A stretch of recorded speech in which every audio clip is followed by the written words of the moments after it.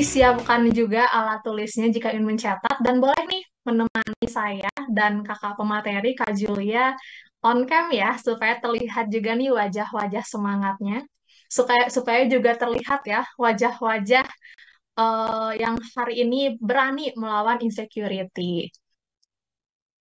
Oke. Boleh ya kakak-kakak yang memungkinkan untuk on cam, kita ikut ya bersama-sama on cam karena ini juga sesi support group ya, jadi kayaknya agak kurang gitu kalau misalnya belum bisa on cam.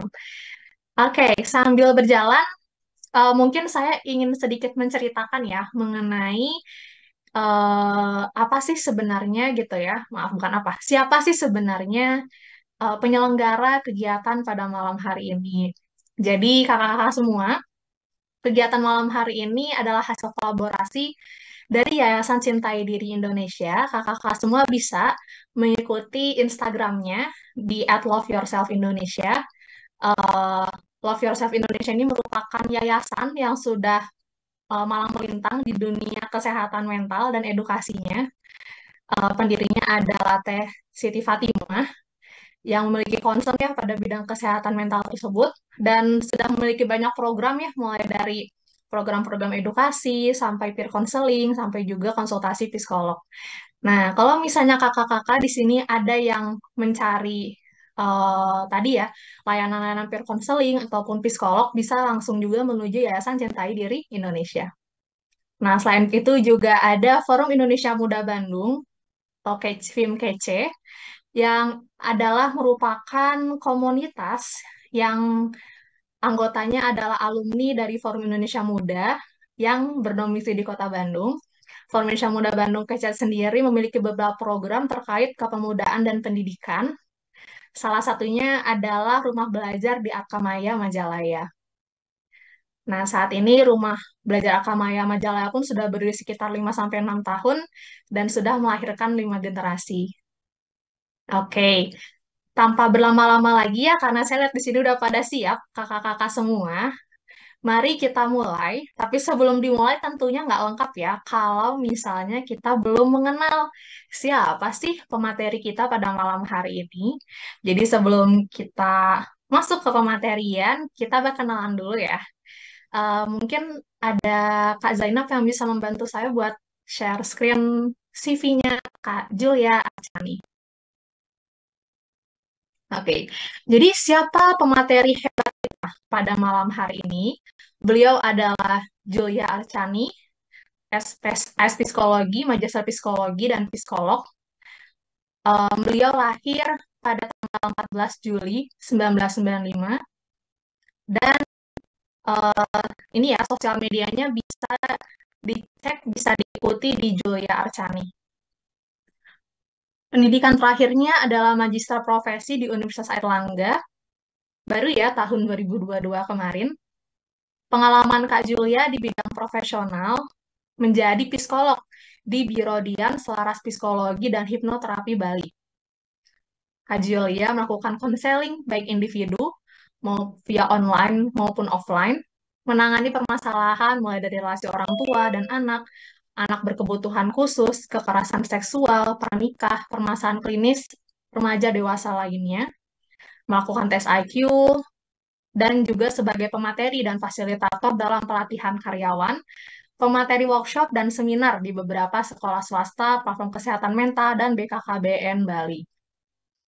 Kak Julia juga seorang konselor di @brightsoul.co yang melakukan konseling individu via online, menangani permasalahan mulai dari self-harm, masalah keluarga, masalah pendidikan, hingga masalah karir.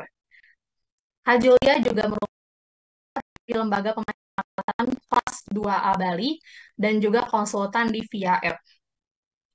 Pengalaman kerjanya yang terbaru adalah sebagai HR recruitment, mohon maaf di bawah, sebagai HR recruitment and talent di PT Sentra Retalindo Dewata sampai Juni 2019. Keahlian Kak Julia, beberapa di antaranya ada administrasi alat psikologi, mulai dari tes IQ hingga tes kepribadian, kemudian juga scoring dan interpretasi alat tes psikologi, pembuatan laporan hasil pemeriksaan psikologis, dan yang terakhir adalah psikoterapi. Mulai dari cognitive behavioral theory, REBT, expressive art therapy, gestalt therapy, hingga behavioral therapy. Wah, luar biasa sekali ya membaca CV Kak Julia ini. Tentu tidak sabar ya untuk mendapatkan pencerahan nih tentang insecurity dari Kak Julia.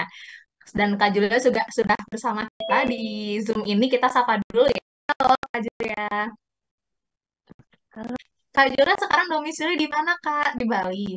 sekarang di Bali, betul. Saya lagi praktek. Ah, Kebetulan sekarang sudah tambah tempat praktek lagi, jadi ada 2 tempat praktek juga di Bali. Seperti itu. hmm, mantap ya, ini definisi dari pematerinya sudah jauh-jauh didatangkan ya teman-teman. Dari Bali ya di sini Kak Julia.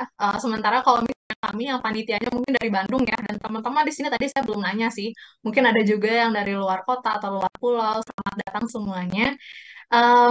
Sebelum kita mulai nih, pengen nanya dulu nih ke Kak Julia. Kak Julia, kenapa sih materi hari ini tuh penting banget?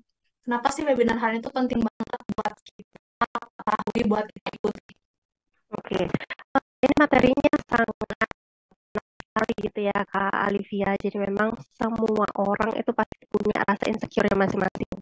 Ya, karena kita sebagai manusia, manusia yang normal gitu ya, memang semua orang itu pasti punya rasa insecure masing-masing.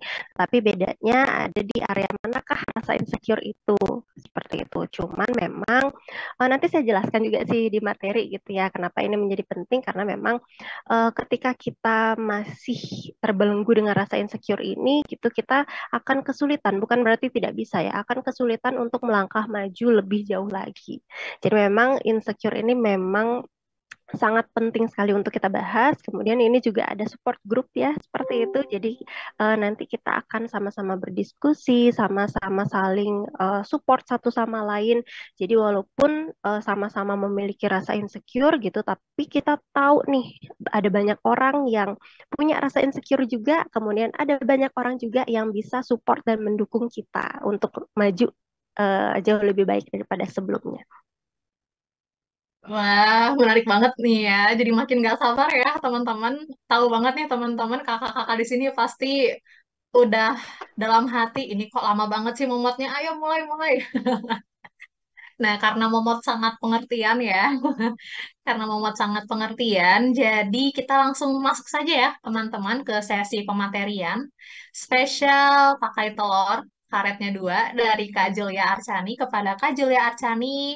Waktu dan Zoom dipersilahkan.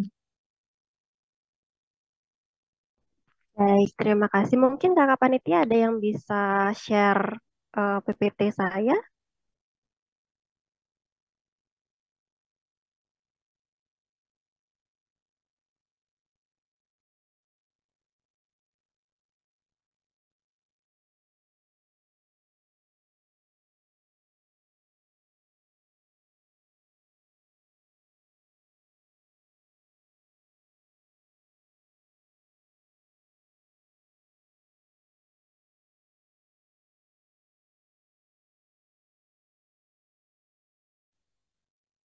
Oke, jadi teman-teman sambil nunggu PPT yang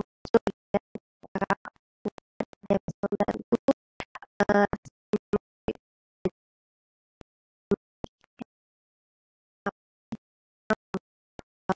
kegiatan kita hari ini, kita akan membahas tentang insecure, kemudian nanti di akhir kita akan melakukan sesi bersyukurnya juga. Ya, jadi nanti akan ada support grupnya, kita akan melakukan sesi bersyukurnya. Nah, sebetulnya apa sih insecure itu? Apakah normal untuk kita rasakan atau seperti apa sih? Apa aku aneh ya Kak ya kalau merasakan insecure gitu.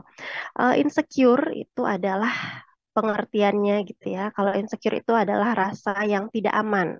Sedangkan kebalikannya secure itu adalah rasa yang aman gitu ya. Kalau kita definisikan insecure itu memang bisa diartikan sebagai kurangnya kepercayaan diri kita, kemudian adanya perasaan yang tidak pasti, perasaan yang tidak mampu, mungkin yang membuat kita merasa cemas pada diri sendiri dan merasa cemas pada kemampuan diri kita.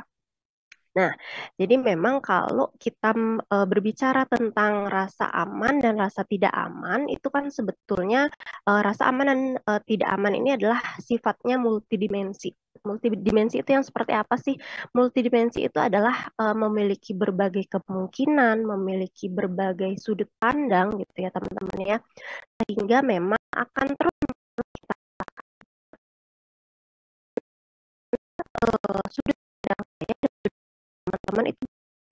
Jadi yang saya rasa aman, mungkin menurut teman rasanya tidak ya rasa karir saya aman nih. Nah, kemudian besok mungkin karir saya bisa saya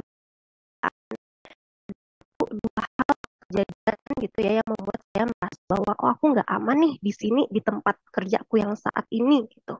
Tetapi bisa jadi seminggu kemudian saya merasa aman lagi, tapi berubah menjadi rasa tidak aman di bagian eh, berpasangan ya dengan pasangan. Bisa jadi memang ini banyak selalu kita rasakan di sepanjang kehidupan kita. Jadinya memang rasa aman dan rasa tidak aman ini pasti secara bergantian itu akan kita rasakan sepanjang hidup kita. Ya. Sehingga memang kita bicara mengenai secure gitu, kita fokusnya itu bukan kita harus selalu merasa aman. Tidak. Melainkan bagaimana untuk menerima dan bisa berdamai gitu ya, bisa berdamai, bisa menerima, juga bisa beradaptasi pada rasa yang tidak aman itu, bisa beradaptasi dengan rasa insecure itu. Itulah yang fokusnya kita sebagai manusia di sana. Karena kalau teman-teman pernah membaca terkait dengan kebutuhan manusia, pernah dengar ada yang namanya teori punyanya Maslow. Ya, ada kebutuhan manusia. Itu kita memang memiliki kebutuhan terkait dengan rasa aman. Tetapi rasa aman yang dimaksudkan di sini itu lebih banyak terjadi dan dibutuhkan oleh anak-anak. Kenapa seperti itu? Karena di masa anak-anak belum bisa, belum kurang mampu mengembangkan salah pada kita. Sehingga saat ini benar-benar dibutuhkan ketika kita masih anak-anak.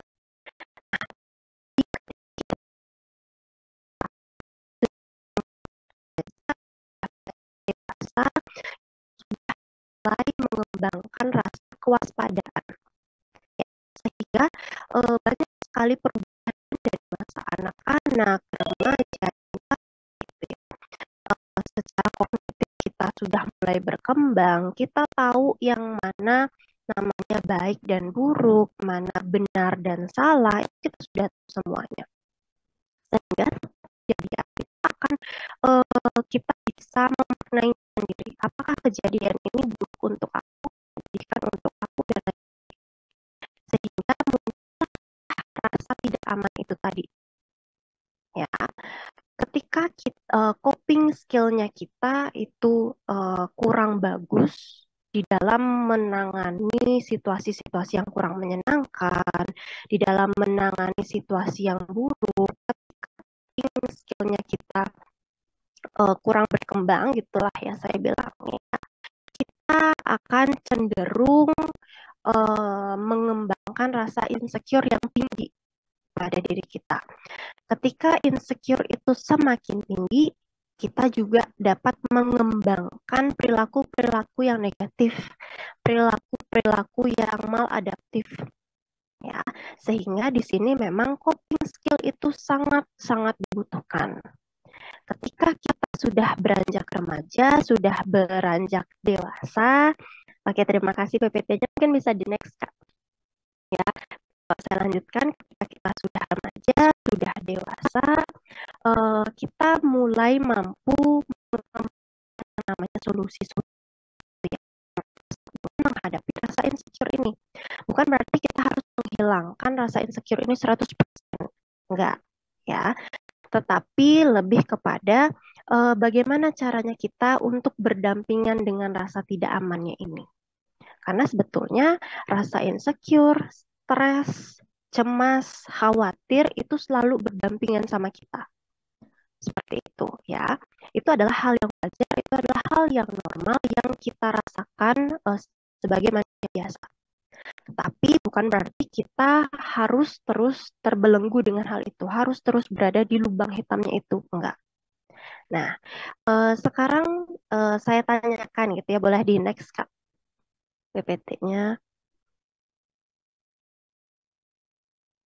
Nah, mungkin teman-teman sekaligus saya ingin tahu juga nih, sampai dengan saat ini, seberapa besar sih rasa insecure yang teman-teman rasakan sampai dengan saat ini?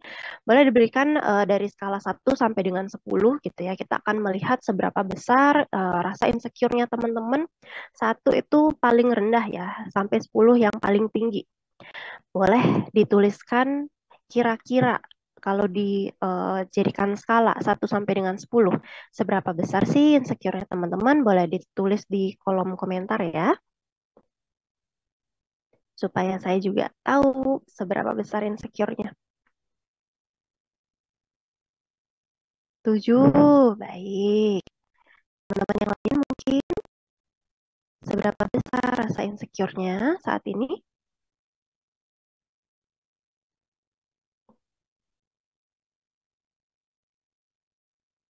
3, baik. 3 ini sudah cukup baik ya Mbak Rahma. Ini kalau masih di 3 itu masih oke, masih bisa adaptif sehari-hari pasti ya. 6, baik. Ini sudah mulai tinggi ya. Kalau sudah 6, 7, baik. Boleh di next Kak. Nah, ini seperti yang penjelasan saya tadi ya, tentang insecure dan tentang insecure, secure dan insecure gitu ya. Ketika kita memahami apa itu insecure, sebelum kita memahami apa itu insecure, kita juga perlu tahu nih secure itu yang seperti apa. Ya, ketika teman-teman sudah merasakan aman, teman-teman merasa bahwa percaya diri, teman-teman merasa bahwa hidupnya teman-teman itu berharga, teman-teman punya kemampuan yang hebat, teman-teman bisa menjalani hari-hari dengan happy, dengan penuh berkah dan lain sebagainya, itu teman-teman sudah mengembangkan rasa yang aman untuk diri teman-teman. Sehingga apapun yang teman-teman lakukan, hasilnya juga pasti akan lebih maksimal dibandingkan dengan kita mengembangkan rasa insecure terus-menerus. Ya, seperti itu. Jadi seperti tadi yang saya bilang, rasa aman dan tidak aman ini memang multidimensi. Gitu. Boleh next, Kak.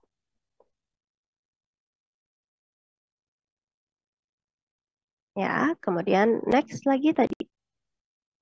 Nah, ini dia. Insecure itu bisa muncul dalam berbagai bentuk dan bisa berubah pada berbagai aspek kehidupan, ya. Jadi bisa jadi kita insecure hari ini tentang misalkan tentang fisik kita. Kemudian setelah kita ngobrol sama teman, setelah mendapatkan validasi dari teman-teman gitu, insecure kita mulai menurun di bagian fisik. Ya, tetapi bisa jadi beberapa minggu kemudian insecure lagi nih karena sosial mungkin atau mungkin di bagian pekerjaan, di bagian finansial. Ya, jadi ini ada beberapa aspek kehidupan ya, memang tidak hanya satu aspek saja. Ada yang secara fisik insecure-nya, ada yang secara pekerjaan, ada yang secara finansial, ada yang secara sosial, ada juga yang secara hubungan dengan orang lain gitu ya. Relasinya dengan orang lain, entah itu relasi dengan hubungan sih, dengan pasangan ya, yang paling sering saya temui itu. Jadi ada banyak sekali dan kita itu bisa berpindah-pindah rasa insecure-nya, tidak hanya di satu bagian dari di satu aspek kehidupan saja. Ya, itu teman-teman perlu mengenali dulu insecure-nya ini ada di bagian mana sih? Ya, apakah insecure yang saya rasakan ini di bagian fisik saya? Misalkan teman-teman sudah tahu nih ada di bagian fisik itu. Oke, kita cari lagi di bagian mananya dari fisik saya. Apakah di bagian warna kulit? Apakah di bagian bentuk tubuh saya? Apakah di bagian yang mana? Ya, itu perlu dicari tahu lagi. Untuk apa sih kita perlu tahu akar dari rasa insecure-nya ini? Ketika teman-teman sudah memahami, sudah mengetahui akar permasalahannya, teman-teman akan jauh lebih mampu untuk mendapatkan solusi yang efektif. Sama seperti contoh gitu ya, teman-teman tidak tahu ada luka di bagian kaki. Teman-teman itu sembarangan aja jalan, sembarangan aja pakai sandal, sembarangan aja pakai sepatu. Lama-lama lukanya itu akan membesar, mungkin akan banyak bakteri dan lain sebagainya. Tetapi ketika teman-teman sudah tahu, kita sudah tahu akar masalahnya ini di mana sih? Oh, oke, ada luka di bagian kaki saya. Sehingga saya mulai apa namanya mengobati bagian kaki saya itu. Saya cuci dulu, saya kasih obat, saya plester, saya pelan-pelan menggunakan sepatu, saya pelan-pelan berjalannya supaya lukanya tidak terbuka dan lain sebagainya. Itu juga yang terjadi ketika kita merasa insecure, gitu ya. Kita perlu tahu dulu di area mana, supaya kita tahu solusi apa ya yang harus saya terapkan, supaya solusinya ini juga efektif, gitu. Jadi beda area insecure-nya, beda juga solusinya. Ya, solusinya tidak bisa kita lakukan dengan cara yang sama untuk mendapatkan hasil yang berbeda. Ya, teman-teman ya. Sama seperti permasalahan yang lainnya, kita tidak akan menemukan hasil yang berbeda atau jawaban yang berbeda ketika kita melakukan cara yang sama. Ya, seperti itu. Boleh next, Kak. Nah, ini dia penyebab rasa insecure itu apa sih? Sebetulnya ada banyak sekali penyebabnya ya, dan di masing-masing orang penyebabnya itu berbeda-beda. Tidak semua penyebabnya akan berakhir menjadi insecure di orang yang berbeda. Tetapi ini biasanya yang paling sering saya temui, yang pertama itu ada kritik atau komentar negatif yang berlebihan yang pernah didapatkan. Entah kritik atau komentar negatif itu dilontarkan dari keluarga, komentar negatif itu dilontarkan dari teman-teman, dari guru, atau dari diri sendiri bahkan. Ya, ini ketika teman-teman banyak mendapatkan komentar negatif dari orang lain, ya awalnya dari orang lain. Kadang-kadang kita memvalidasi hal itu, gitu ya. Oh iya ya, bener deh, aku kayak gini deh kayaknya. Bener ya, aku kok jelek ya, kok aku hitam ya, misalkan seperti itu. Terlalu banyak komentar negatif membuat kita juga memvalidasi hal itu dan secara tidak langsung kita juga berkomentar negatif untuk diri kita sendiri. Ya, kita membenarkan hal itu. Sehingga ketika kita sudah membenarkan hal itu, membenarkan komentar negatif dari orang lain, rasa insecure itu pasti akan semakin meningkat. Ketika rasa insecure itu semakin meningkat, teman-teman juga pasti akan misalkan semakin menyendiri, tidak mau atau takut untuk bersosialisasi, takut ketemu orang dan lain sebagainya. Ya, kemudian ada kurangnya dukungan emosional atau dari keluarga atau misalkan ada pola asuh yang kurang tepat dari orang tua dulunya. Seperti orang tua terlalu banyak membandingkan. Aduh, kok kamu gini sih? Lihat dong anak tetangga bisa kayak gini, kok kamu enggak? Misalkan seperti itu. Atau misalkan kita dibandingkan sama saudara sendiri, mungkin ya, paling sering mungkin untuk teman-teman yang punya saudaranya banyak ya. Adik kamu aja bisa seperti ini, kok kamu enggak? Atau kakak kamu aja bisa seperti ini, kok kamu enggak? Sehingga rasa insecure itu mulai muncul. Ya, rasa ini tidak aman nih dalam keluarga. Di dalam keluarga saja saya tidak merasa aman, apalagi di dunia luar, ya kan? Pasti ada pikiran-pikiran yang seperti itu. Sehingga memang ketika teman-teman nantinya, ya ini juga menjadi PR untuk kita semua, nantinya ketika kita sudah berkeluarga, kita sudah punya anak, seperti itu, buatlah pola asuh yang efektif untuk keluarga kita. Ya, sehingga kalau teman-teman sudah pernah merasakan tidak enaknya dibandingkan, tidak enaknya diberikan komentar negatif, sudahi itu, gitu, supaya traumanya itu tidak menurun, ya, tidak menjadi trauma antar generasi. Nah, kemudian yang ketiga, gambaran diri yang cenderung negatif. Ini juga berkaitan sebetulnya dengan kritik atau komentar negatif yang sebelumnya dan juga pola asuh atau kurangnya dukungan emosional. Ini saling berpengaruh sebetulnya ya, sehingga kita membentuk gambaran diri yang negatif kepada diri kita. Ketika kita mendapatkan banyak sekali komentar negatif, mungkin tidak hanya satu orang ya, mungkin dua orang sampai tiga orang, teman-teman sudah langsung, oh banyak orang nih yang ngomongin aku seperti ini, berarti aku emang kayak gitu ya. Berarti aku emang bodoh ya, berarti aku emang jelek ya, dan lain sebagainya. Nah, teman-teman memvalidasi, akhirnya gambaran diri kita itu cenderung negatif. Ketika gambaran diri kita cenderung negatif, kita kurang bisa menghargai diri kita sendiri.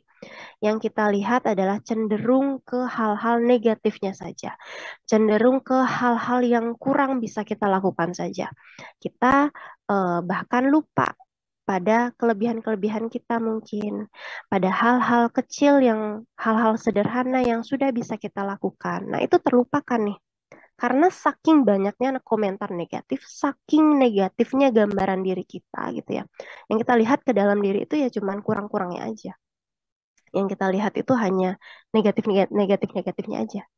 Jadi eh, perlu di sini apresiasi juga melihat hal-hal kecil yang sudah bisa kita lakukan. Ya itu nanti yang berikutnya gitu ya.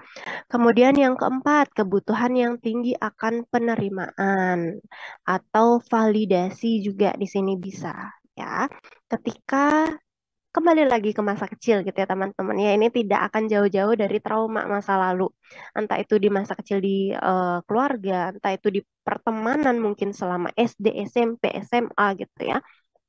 Ketika kita sudah merasakan sesuatu yang traumatis, misalkan ketika teman-teman bercerita tetapi udah deh kamu diem aja, mama lagi sibuk, misalkan seperti itu, atau eh, mah hari ini aku dapat ranking lo, dapat juara lo, udah kamu diem aja, mama lagi sibuk, nah misalkan seperti itu sudah ada penolakan.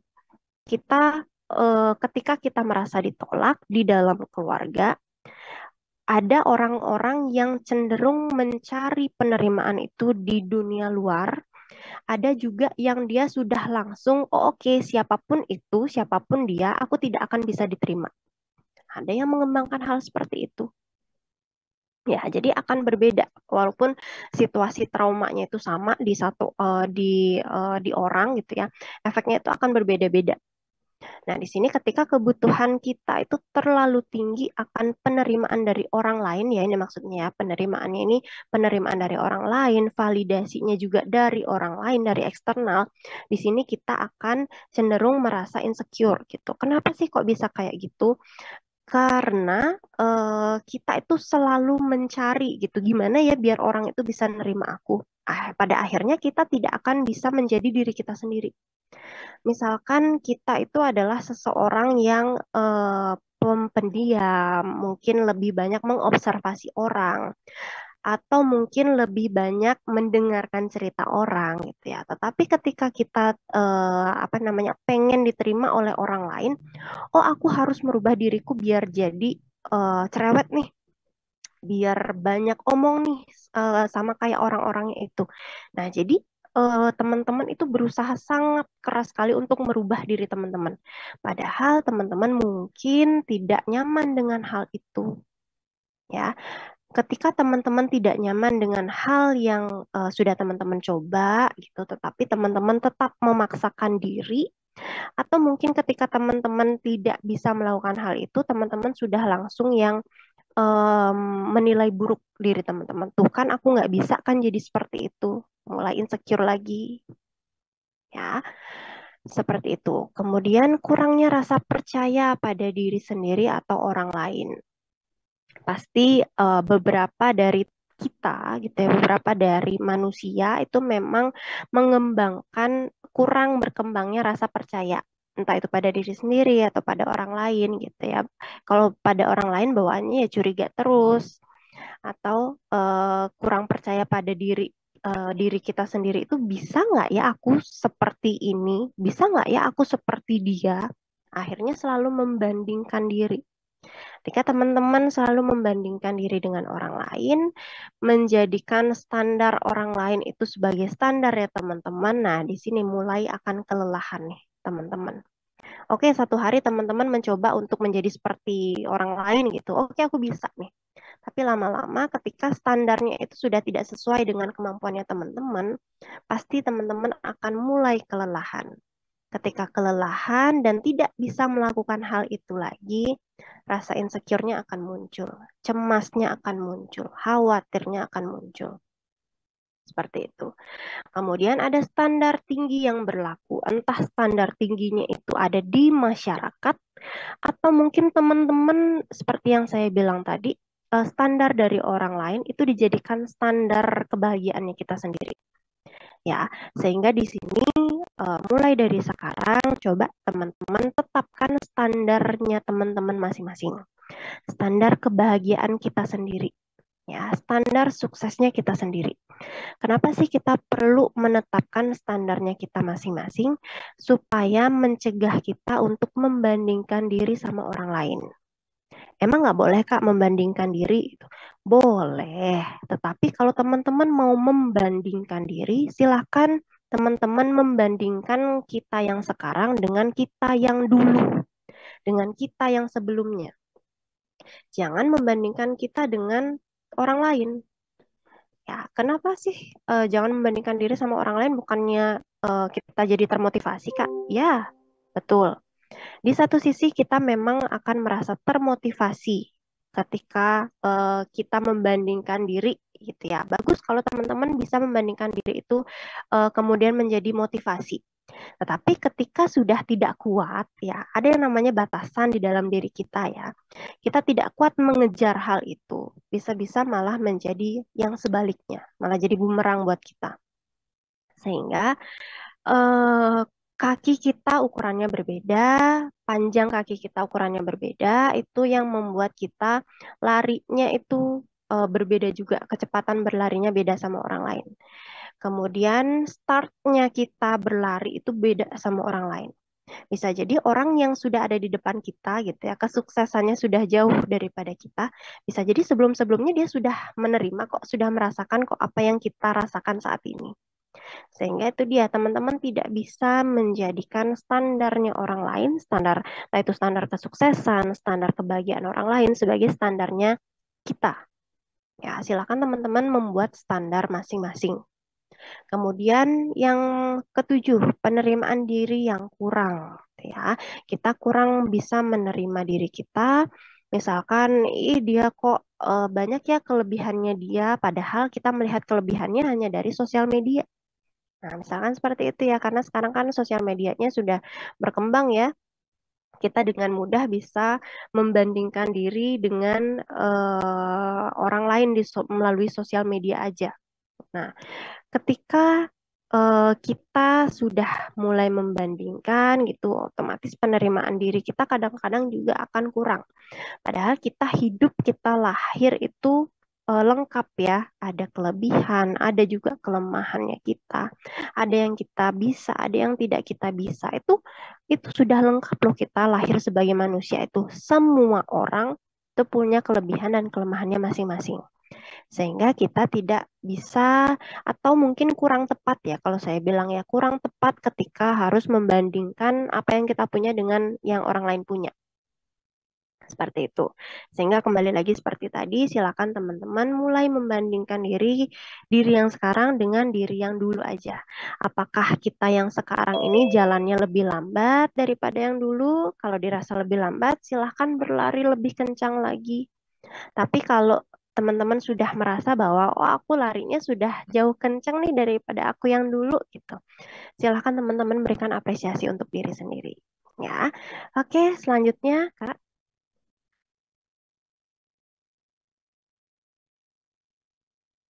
Nah, ini ada beberapa efek dari rasa insecure itu. Sebetulnya efeknya ada banyak lagi ya, dan beda-beda di orang. Ini yang paling sering saya temukan itu adalah insecure ini ketika kita terus-menerus ya rasa insecure, terus-menerus mengembangkan rasa tidak aman ini, teman-teman akan merasakan yang namanya ketakutan, stres, dan cemas, mungkin cemas yang berlebih yang membuat kita itu melakukan hal-hal yang tidak sesuai. Misalkan seperti kita insecure nih dengan bentuk badan kita, misalkan ya, ini contoh ya teman-teman ya. Kemudian teman-teman menjadi stres. Saking stresnya teman-teman sudah mengembangkan rasa cemas gitu. Gimana ya nanti kalau nggak ada yang mau sama aku? Gimana nanti kalau aku susah cari kerja gara-gara bentuk badan aku dan lain sebagainya. Akhirnya teman-teman mengembangkan perilaku atau hal-hal yang kurang sesuai atau yang kurang adaptif seperti dietnya sangat amat keras. Dietnya yang tidak sehat. Nggak makan sama sekali berhari-hari biar bisa berat badannya turun mungkin dan lain sebagainya. Itu kan sesuatu yang tidak tidak adaptif sebetulnya ya. Jadi ketika teman-teman takut, stres, cemas berlebihan gitu karena rasa insecure-nya ini, hati-hati ketika teman-teman melakukan sesuatu hal dengan dengan dalih ingin mengubah rasa insecure-nya itu gitu ya. Ini perlu hati-hati. Kemudian efek dari insecure yang lainnya adalah adanya rasa cemburu atau iri pada orang lain, entah itu pada penampilan orang lain, kesuksesan orang lain, pencapaian orang lain, bahkan kebahagiaan orang lain. Padahal yang kita lihat itu hanya di sosial media, hanya di Instagram gitu misalkan ya. Teman-teman ngelihat, oh kok dia ya ampun setiap bulan itu bisa pergi ke luar negeri, kok enak ya dia bisa setiap minggu makan yang enak, misalkan seperti itu. Tapi kita tidak tahu yang sebetulnya dia itu di rumah di belakang layar itu ngerasa apa sih? Ada masalah apa sih dia sampai-sampai dia harus pergi terus, sampai-sampai dia perlu makan yang enak dan lain sebagainya. Kita tidak pernah tahu apa yang terjadi sama orang lain, begitupun sebaliknya. Orang lain itu tidak pernah tahu apa yang kita rasakan sebetulnya ya. Sehingga ketika teman-teman sudah merasa iri, sudah merasa cemburu pada orang lain gitu ya, silahkan belajar untuk menghentikan itu. Katakan boleh kok katakan pada diri sendiri gitu. Ini yang aku lihat nih cuman di dunia maya aja loh. Aku nggak tahu loh apa yang terjadi sama dia sesungguhnya di dunia nyata. Ya, sehingga pelan-pelan nanti rasa cemburu, rasa irinya juga pasti akan menurun. Ya, kemudian ada meremehkan diri sendiri dan meremehkan orang lain, gitu ya. Ini adalah efek dari insecure. Kemudian selalu mencari persetujuan dan pujian dari orang lain, sama seperti yang tadi ya, yang sudah saya jelaskan. Kita cenderung mencari validasi atau mencari pujian dari orang lain. Kita mengubah diri kita atau memaksakan diri kita menjadi bukan bukan kita gitu ya, menjadi orang lain supaya diterima aja gitu sama orang lain, supaya dipuji aja gitu sama orang lain. Nah, ini adalah efek insecure dan itu teman-teman perlu hati-hati karena lama-kelamaan kita akan capek sendiri untuk mengejar pujian dan validasi dari orang lain ya. Kemudian terlalu kompetitif dan perfeksionis itu juga bagian dari efek dari insecure gitu ya. Karena ketika kita merasa tidak aman gitu, seperti misalkan aku dulunya selalu ditolak sama orang tua karena aku selalu dibandingkan sama kakakku. Akhirnya teman-teman mulai mengembangkan pokoknya aku harus perfect, pokoknya aku harus bisa lebih daripada dia. Pokoknya aku harus ini, aku harus itu gitu ya. Karena perasaan tidak aman tadi yang sudah dikembangkan di awal. Kemudian menunda pekerjaan itu juga bisa misalkan insecure sama aduh aku backgroundnya misalkan lagi kerja gitu ya, aku backgroundnya bukan dari bidang psikologi nih, tapi kok aku kerjanya di HR. Aduh, aku jadi insecure nih sama kemampuanku. Akhirnya pekerjaan yang seharusnya bisa dilakukan, akhirnya tidak dikerjakan karena tidak tidak yakin, tidak percaya diri dengan kemampuannya. Padahal bisa tuh sebetulnya. Sehingga pekerjaannya tertunda, pekerjaannya tidak beres diselesaikan, dan lain sebagainya. Obsesi pada penampilan, kemudian tidak menerima adanya kekalahan dan menghindar, bisa jadi kita akan menghindar dari lingkungan sosial kita karena ketakutan, stres, dan cemas tadi yang berlebihan. Ketika kita sudah mengembangkan stres dan kecemasan itu, Terutama mungkin di bagian fisik, kemudian di bagian finansial gitu. Misalkan ya kita jadi takut untuk ketemu dengan lingkungan sosial, kita takut ditanyain atau kita takut, aduh nanti dikatain gini, nanti dikatain gitu. Ya. Sehingga kita cenderung menghindar atau menyendiri atau mengurung diri di rumah. Itu efek dari insecure seperti itu. Next, Kak. Nah, di sini seperti yang saya bilang di awal, fokusnya kita sebagai manusia itu bukanlah harus merasa aman terus-menerus gitu ya, tidak. Tapi kita mulai belajar menerima, beradaptasi, dan berdamai dengan rasa insecure-nya ini, rasa tidak amannya ini gitu ya. Sekarang teman-teman, mari kita sama-sama belajar berproses untuk bisa berdamai. Ya, hal yang pertama yang perlu teman-teman ketahui adalah bersedialah untuk menghadapi sesuatu hal yang mungkin selama ini ingin kita hindari. Ya, silahkan nanti teman-teman bisa refleksikan setelah ini ya. Kita akan refleksi setelah ini. Ada tiga hal yang penting ya yang perlu teman-teman lakukan. Yang pertama adalah sadari, yang kedua itu adalah jujur, yang ketiga itu adalah menerima. Sadari ini adalah kita menyadari bahwa memang ada rasa insecure itu di dalam diri kita. Sama seperti yang saya contohkan tadi, ada luka di bagian kaki gitu ya. Kita perlu menyadari dulu nih, oke ada luka nih di bagian kaki aku. Sedangkan kalau kita nggak sadar bahwa ada rasa khawatir itu, ada rasa insecure itu, kita pasti akan bodoh amat dan tetap melakukan perilaku yang maladaptif mungkin. Jadi hal pertama yang perlu adalah sadari dulu, sadari penuh bahwa kita memang punya rasa insecure itu, kita memang punya rasa khawatir itu, rasa cemas itu. Kemudian jujurlah pada diri sendiri, apa sih yang sebetulnya terjadi pada kita? Ya, ketika kadang-kadang mungkin seringkali gitu ya, kita merasa kita denial sama hal-hal yang terjadi sama kita. Enggak kok, aku enggak gitu. Enggak kok, aku enggak insecure. Pada akhirnya teman-teman terlalu kompetitif atau teman-teman terlalu perfeksionis nih dalam melakukan segala hal. Ya, maka dari itu jujurlah sama diri sendiri apa sih yang terjadi, apa sih yang dibutuhkan. Ya, kemudian menerima bahwa kita memang memiliki kekhawatiran pada bagian itu. Bagiannya ini seperti yang saya bilang tadi kan di kehidupan kita ada berbagai aspek ya kehidupan ya. Kita perlu tahu dulu nih di bagian mana sih, di aspek mana sih yang kita khawatir sebetulnya. Kemudian kita menerima bahwa memang kita punya rasa khawatir itu pada aspek kehidupan yang itu. Oke, next. Nah, di sini teman-teman sambil refleksi, kalau misalkan teman-teman ada yang sedang membawa buku, membawa kertas, bawa pulpen, boleh kita sama-sama mencatat gitu ya. Atau kalau yang nggak bawa buku, nggak bawa kertas, nggak apa-apa, teman-teman boleh mencatat di HP. Kita akan melakukan refleksi diri dulu. Ini adalah refleksinya ini bisa menjadi bahan untuk kita diskusi nanti, sebagai bahan dari support group nanti. Ya, hal yang pertama teman-teman lakukan adalah buatlah daftar hal-hal yang membuat kita insecure. Contoh, misalkan saya insecure karena saya merasa warna kulit saya gelap. Ya, kemudian dampaknya adalah saya merasa sedih ketika bertemu dengan orang lain, atau saya merasa minder ketika harus bertemu atau fotoan di sebelah orang yang kulitnya berwarna cerah. Nah, bisa seperti itu.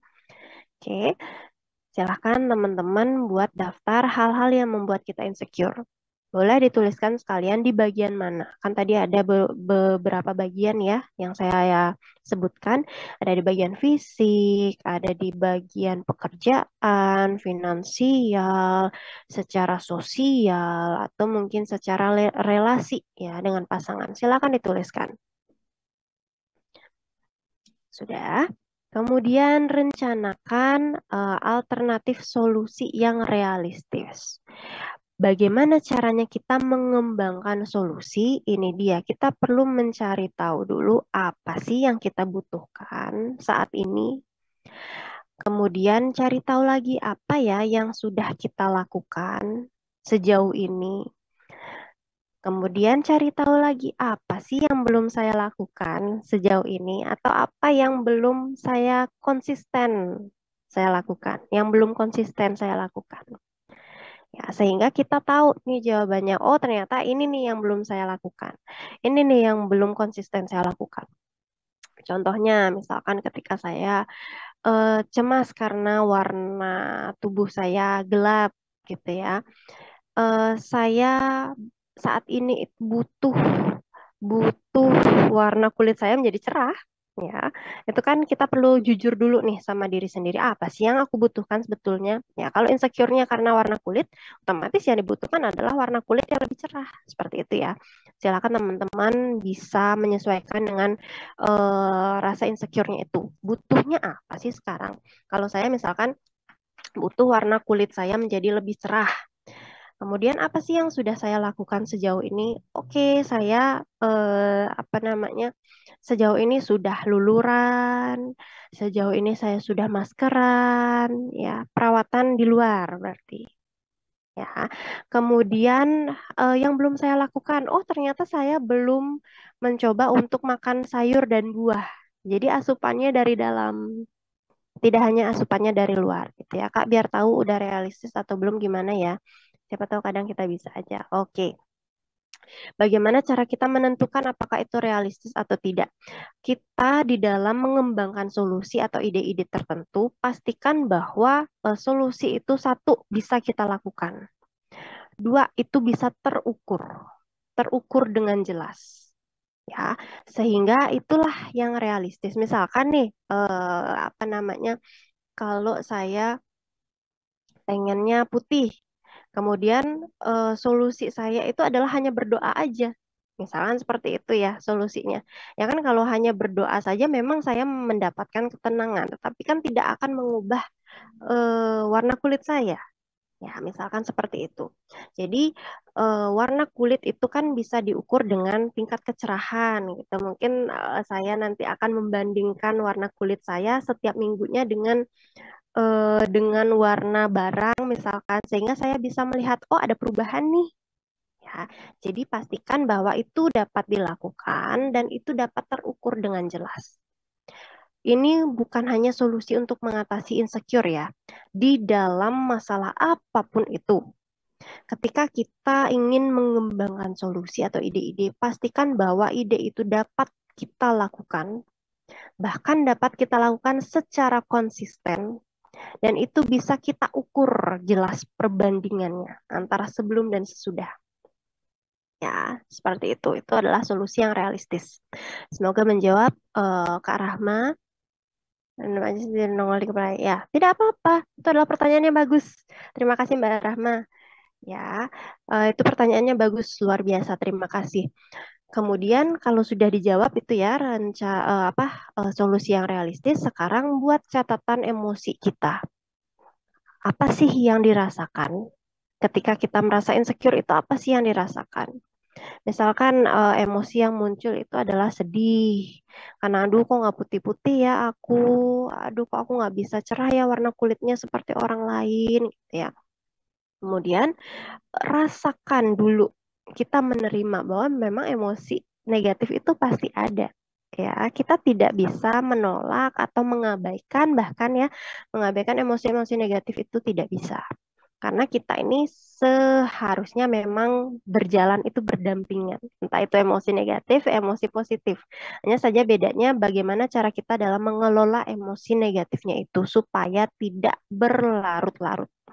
Oke, kemudian lakukan self talk yang positif, sama memberikan afirmasi positif juga untuk diri kita. Ya, misalkan ketika kita merasa sedih karena kok warna kulitnya nggak cerah-cerah ya, gitu. Boleh kok juga memberikan afirmasi atau penguatan positif seperti ya aku tahu kok aku sedih karena warna kulitku, tapi kamu tahu nggak sih kalau bule-bule itu sukanya sama yang kulitnya eksotis. Kamu cantik loh dengan kulit yang eksotis saja kamu cantik. Nah, misalkan seperti itu. Ya, jadi kita ngomong ke diri sendiri seperti itu. Itu menjadi penguat untuk kita bahwa ketika teman-teman mencoba melakukan self talk yang positif ini satu kali dua kali, mungkin saja belum ada dampaknya buat kita. Karena kita masih belum terbiasa tuh untuk melakukan hal itu. Tapi percayalah teman-teman ya, lambat laun ketika teman-teman kita semua sudah terbiasa dengan adanya self talk positif itu, yang ada di kepala kita itu pasti yang positif-positif juga. Karena secara tidak sadar kita memberikan sugesti positif untuk diri kita.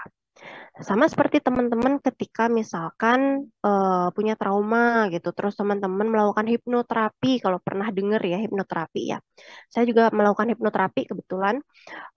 Ketika teman-teman melakukan atau diberikan hipnoterapi, itu teman-teman itu diberikan sugesti loh. Sehingga kita bisa membuat pola berpikir yang baru, yang jauh lebih adaptif daripada sebelumnya. Nah, hipnoterapi ini bisa juga dilakukan dengan diri sendiri. Ya, namanya apa namanya hipnosis untuk diri sendiri memang ada.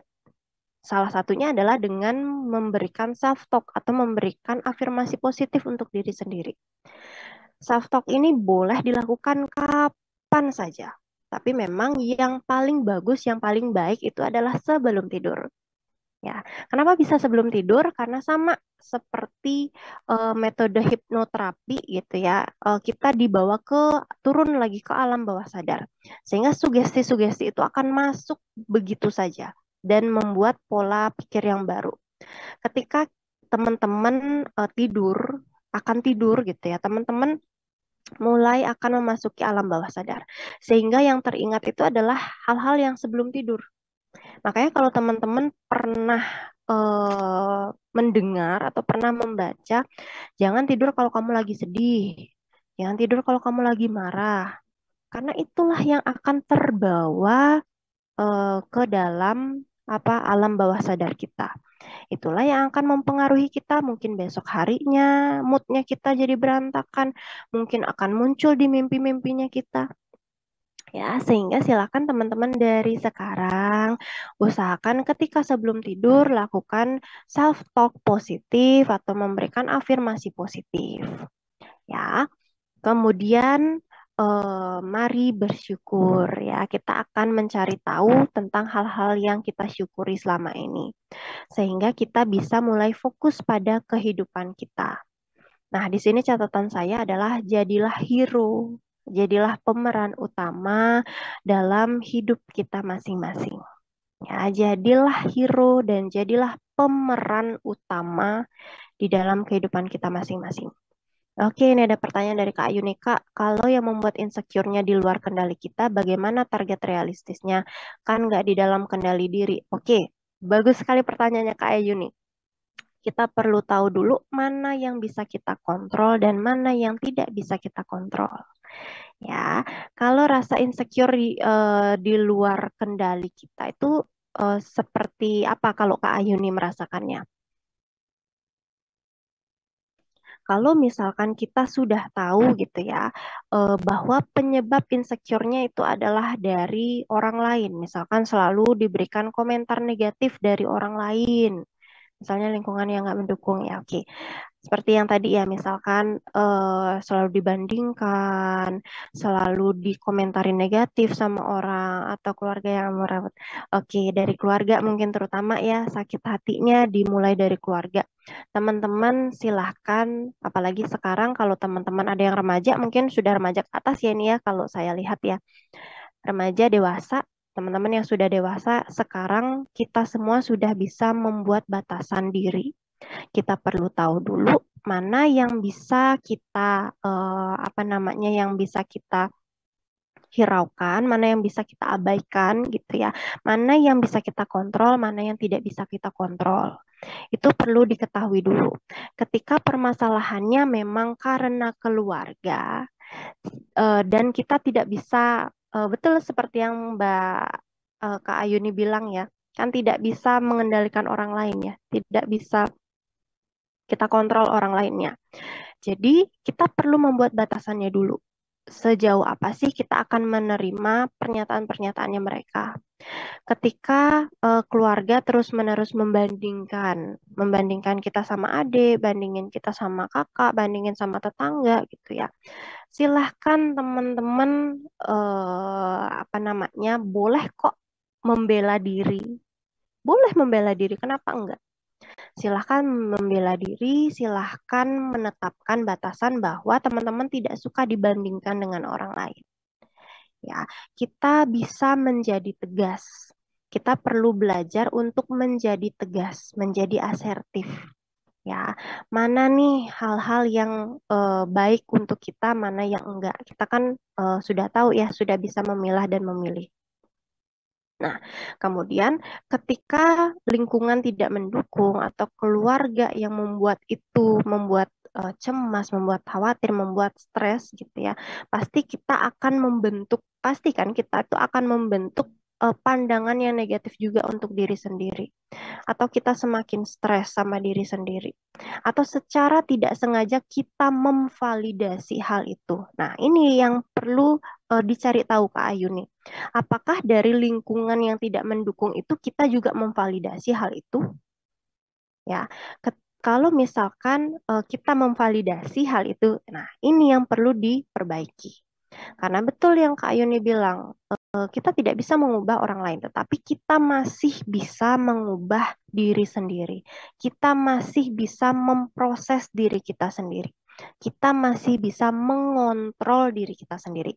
Mengontrol itu entah dari pikiran kita, dari perkataan kita, dari perbuatan kita, itu kita hanya bisa mengontrol diri sendiri. Ini dulu yang perlu dicari tahu.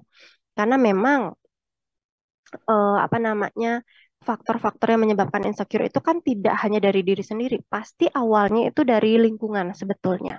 Kalau lingkungan tidak seperti itu, kita tidak akan bisa sejauh itu kok membandingkan dirinya sehingga muncul insecure kan gitu ya. Tapi kembali lagi, apakah kita memvalidasi hal itu? Apakah kita membenarkan hal itu? Apakah kita membiarkan diri kita berlarut-larut dengan omongan seperti itu? Nah, itu yang perlu dicari tahu dulu. Oke, semoga menjawab Kak Ayuni. Terima kasih pertanyaannya sangat luar biasa Kak Ayuni. Eh dari Kak Pipit ya Kak, aku sering dijudge sama keluarga sendiri tapi bukan orang tua. Akhirnya aku nggak percaya diri, susah untuk menyesuaikan diri sama lingkungan baru. Susah, oke. Oke, Kak Pipit, ini memang Oke, ini memang permasalahan yang entah Kak Pipit, entah juga Kak Ayuni gitu ya. Ketika permasalahan ini memang munculnya dari keluarga atau dari orang-orang terdekat, ini sebetulnya cukup kompleks. Kenapa bisa saya katakan cukup kompleks, apalagi di keluarga gitu ya. Keluarga itu bisa kita jadikan sebuah rumah untuk kita. Rumah itu kan adalah sesuatu hal yang nyaman, sesuatu hal yang aman. Harusnya memberikan hal itu gitu kan ya. Ketika rumah itu tidak bisa memberikan rasa aman dan nyaman, pasti kita akan melihat dunia luar itu sebagai sesuatu yang tidak aman juga, sesuatu yang tidak nyaman juga. Sehingga PR-nya di sini memang pahami dulu diri sendiri. Butuhnya apa yang masih bisa dikontrol. Oke, apa yang masih bisa dikontrol, kemudian teman-teman silahkan ketika tidak sanggup untuk menyelesaikan sendiri, silahkan langsung mencari profesional gitu ya teman-teman ya. Ini memang yang harus dilakukan karena ketika teman-teman sudah mencari profesional, sedikit tidaknya teman-teman pasti akan bisa mendapatkan insight, bisa mendapatkan apa namanya sudut pandang yang baru. Dari awalnya teman-teman merasa bahwa oh, aku tidak memvalidasi kok omongan-omongan orang, aku biasa aja. Nah, masih denial tuh, masih tidak sadar tuh. Tapi ketika orang lain, apalagi profesionalnya gitu ya, sudah mengatakan, Mbak, Kamu ini secara tidak sengaja atau tidak secara tidak langsung nih kamu memvalidasi loh namanya. Nah, jadinya kita mulai memahami, kita mulai menyadari, oh iya ternyata bener ya. Ternyata aku memvalidasi ya sehingga muncul rasa insecureku. Ketika kita tidak memvalidasi hal itu, ketika kita tidak memvalidasi hal itu dan coping skillnya kita bagus gitu ya, rasa insecure itu pasti akan menurun kok, tidak akan tinggi dia. Memang ada, tetapi dia tidak tinggi gitu ya, sehingga kita masih bisa adaptif. Hmm. Oke, ini Kak Yuni lagi ya. Kak menyambung jawaban Kak Julia tadi, kalau misalkan omongan orang, hmm, oke, ini pertanyaan yang bagus lagi ya Kak Yuni ya. Terima kasih pertanyaannya.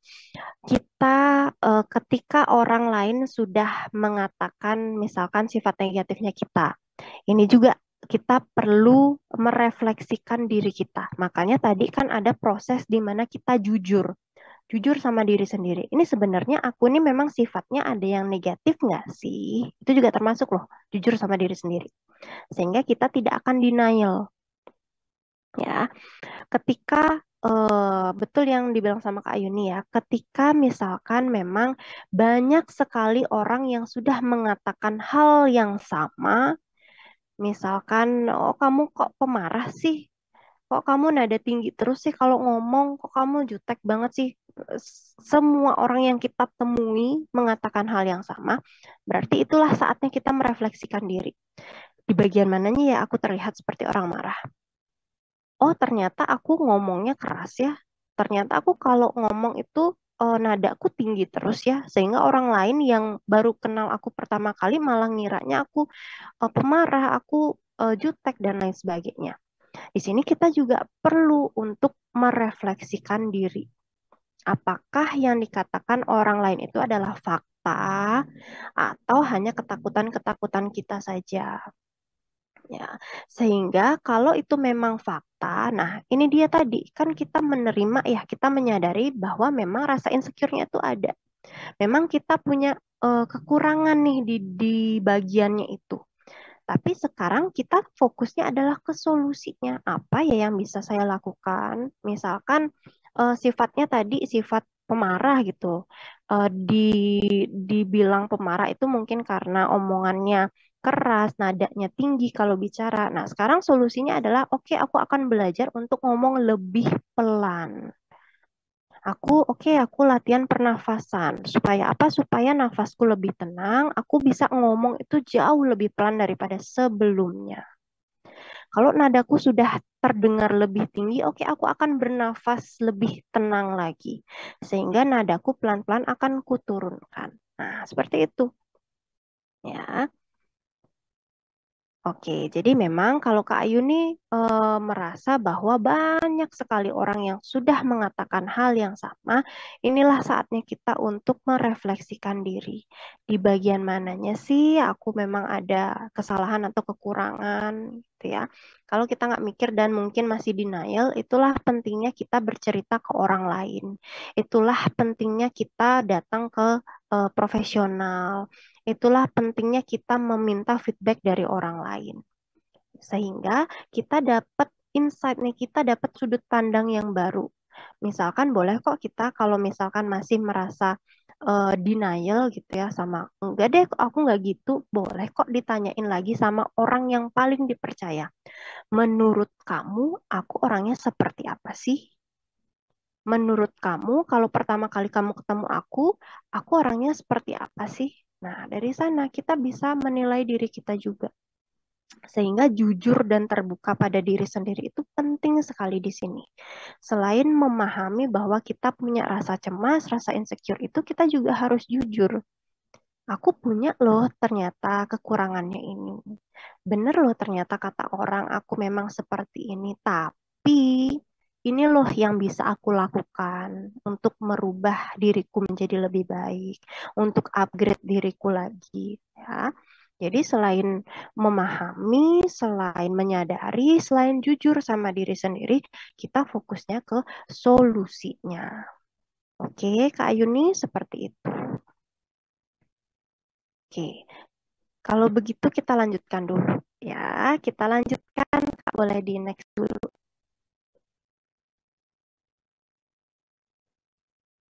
Oke. Sudah di next ternyata.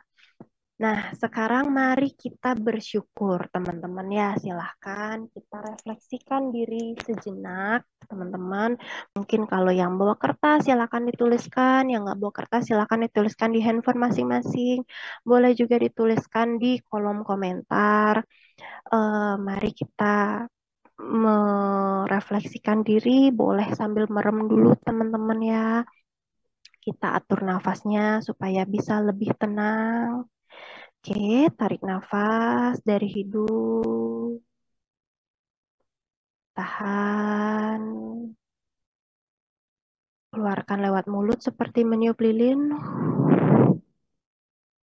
Oke, tarik nafas lagi dari hidung, pelan, jauh lebih pelan daripada sebelumnya. Tahan, keluarkan lewat mulut seperti meniup lilin. Oke, sekali lagi teman-teman. Tarik nafasnya lebih dalam, lebih pelan daripada sebelumnya. Tahan nafasnya, keluarkan lewat mulut seperti meniup lilin. Oke, sekarang kita sudah lebih tenang daripada sebelumnya. Sekarang mari kita lihat kembali. Kita lihat perjalanan kita selama ini sudah sejauh apa sih kita melangkah? Sudah sejauh apa sih kita bisa bertahan? Ya, coba teman-teman lihat lagi dari awal, dari dulu sampai dengan sekarang. Sudah sejauh apa sih langkah kita? Sudah sekuat apa sih kita bertahan?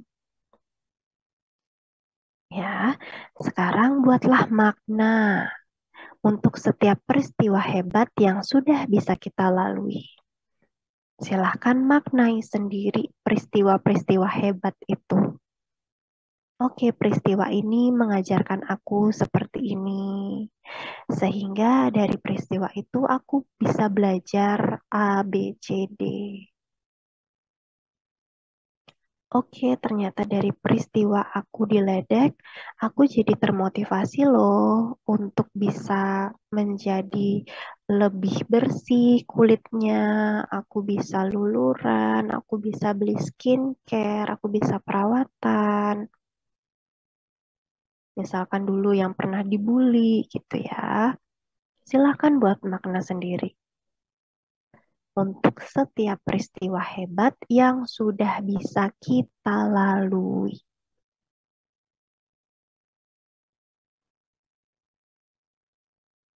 Oke, kalau sudah, silahkan teman-teman kemudian berterima kasihlah pada pencipta, pada Tuhan ya. Silahkan sesuai dengan keyakinan masing-masing. Silahkan berterima kasih pada pencipta. Berterima kasihlah pada semesta. Dan tidak kalah penting berterima kasihlah pada diri sendiri.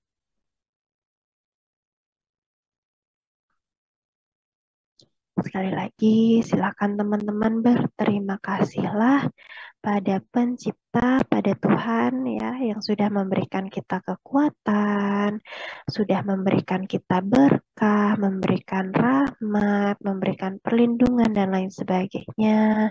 Berterima kasihlah pada semesta karena semesta mendatangkan, menghadirkan banyak hal-hal baik untuk diri kita, menghadirkan dan memberikan kita banyak rezeki dari segala arah, segala penjuru untuk kita. Terima kasih sama semesta karena menghadirkan, mendatangkan banyak orang-orang baik yang mungkin kita tidak sadari ya, sudah ada di di sekitar kita. Dan silakan teman-teman berterima kasih pada diri sendiri karena sudah kuat bertahan sampai sejauh ini, sudah mencoba menjadi lebih baik, sudah mencoba menjadi versi yang terbaik, tidak pernah berhenti untuk mencoba. Ya, berterima kasihlah pada hal-hal sederhana, hal-hal terkecil yang sudah bisa teman-teman lakukan. Ya, kemudian yang paling penting di sini yang perlu saya tekankan lagi, sekali lagi, jadilah pemeran utama, jadilah hero dalam hidup kita masing-masing. Ya, selamat berproses. Kita adalah orang-orang hebat, kita adalah orang-orang yang kuat. Ya. Oke, mungkin materinya dari saya cukup sekian karena akan kita lanjutkan dengan sesi support juga ya, sesi support grupnya.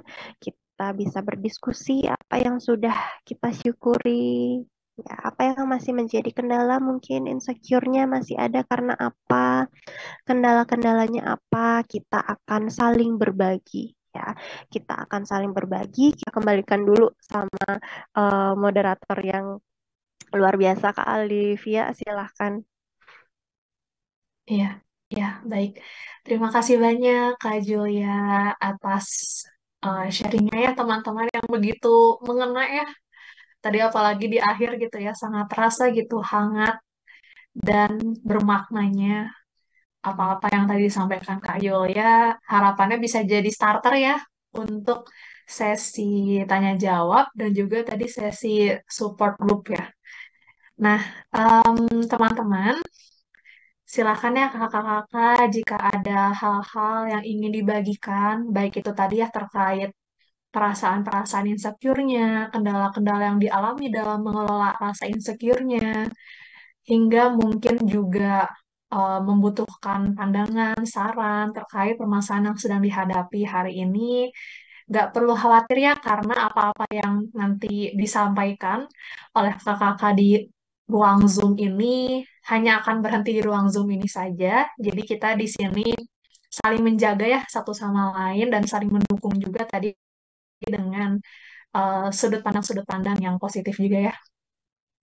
Boleh kakak-kakak silahkan jika ada yang ingin berbagi ceritanya, boleh menyampaikannya baik itu melalui kolom chat maupun direkomendasikan juga on mic ya kakak-kakak. Jadi silakan boleh raise hand jika ada yang ingin menyampaikan terlebih dahulu mungkin pertanyaan atau uh, konsultasi terkait perasaan-perasaan insecure-nya. Tadi sebenarnya sudah ada beberapa ya yang masuk ya Kak Yule. Alhamdulillah dari Kak Rahma, dari Kak Ayuni dan Kak Pipit juga. Nah mungkin kalau mau di follow up lagi dari Kak Pipit, Kak Rahma, Kak Ayuni terkait pertanyaan tadi juga boleh ya. Silahkan gitu jika ingin dilanjutkan lagi pertanyaannya.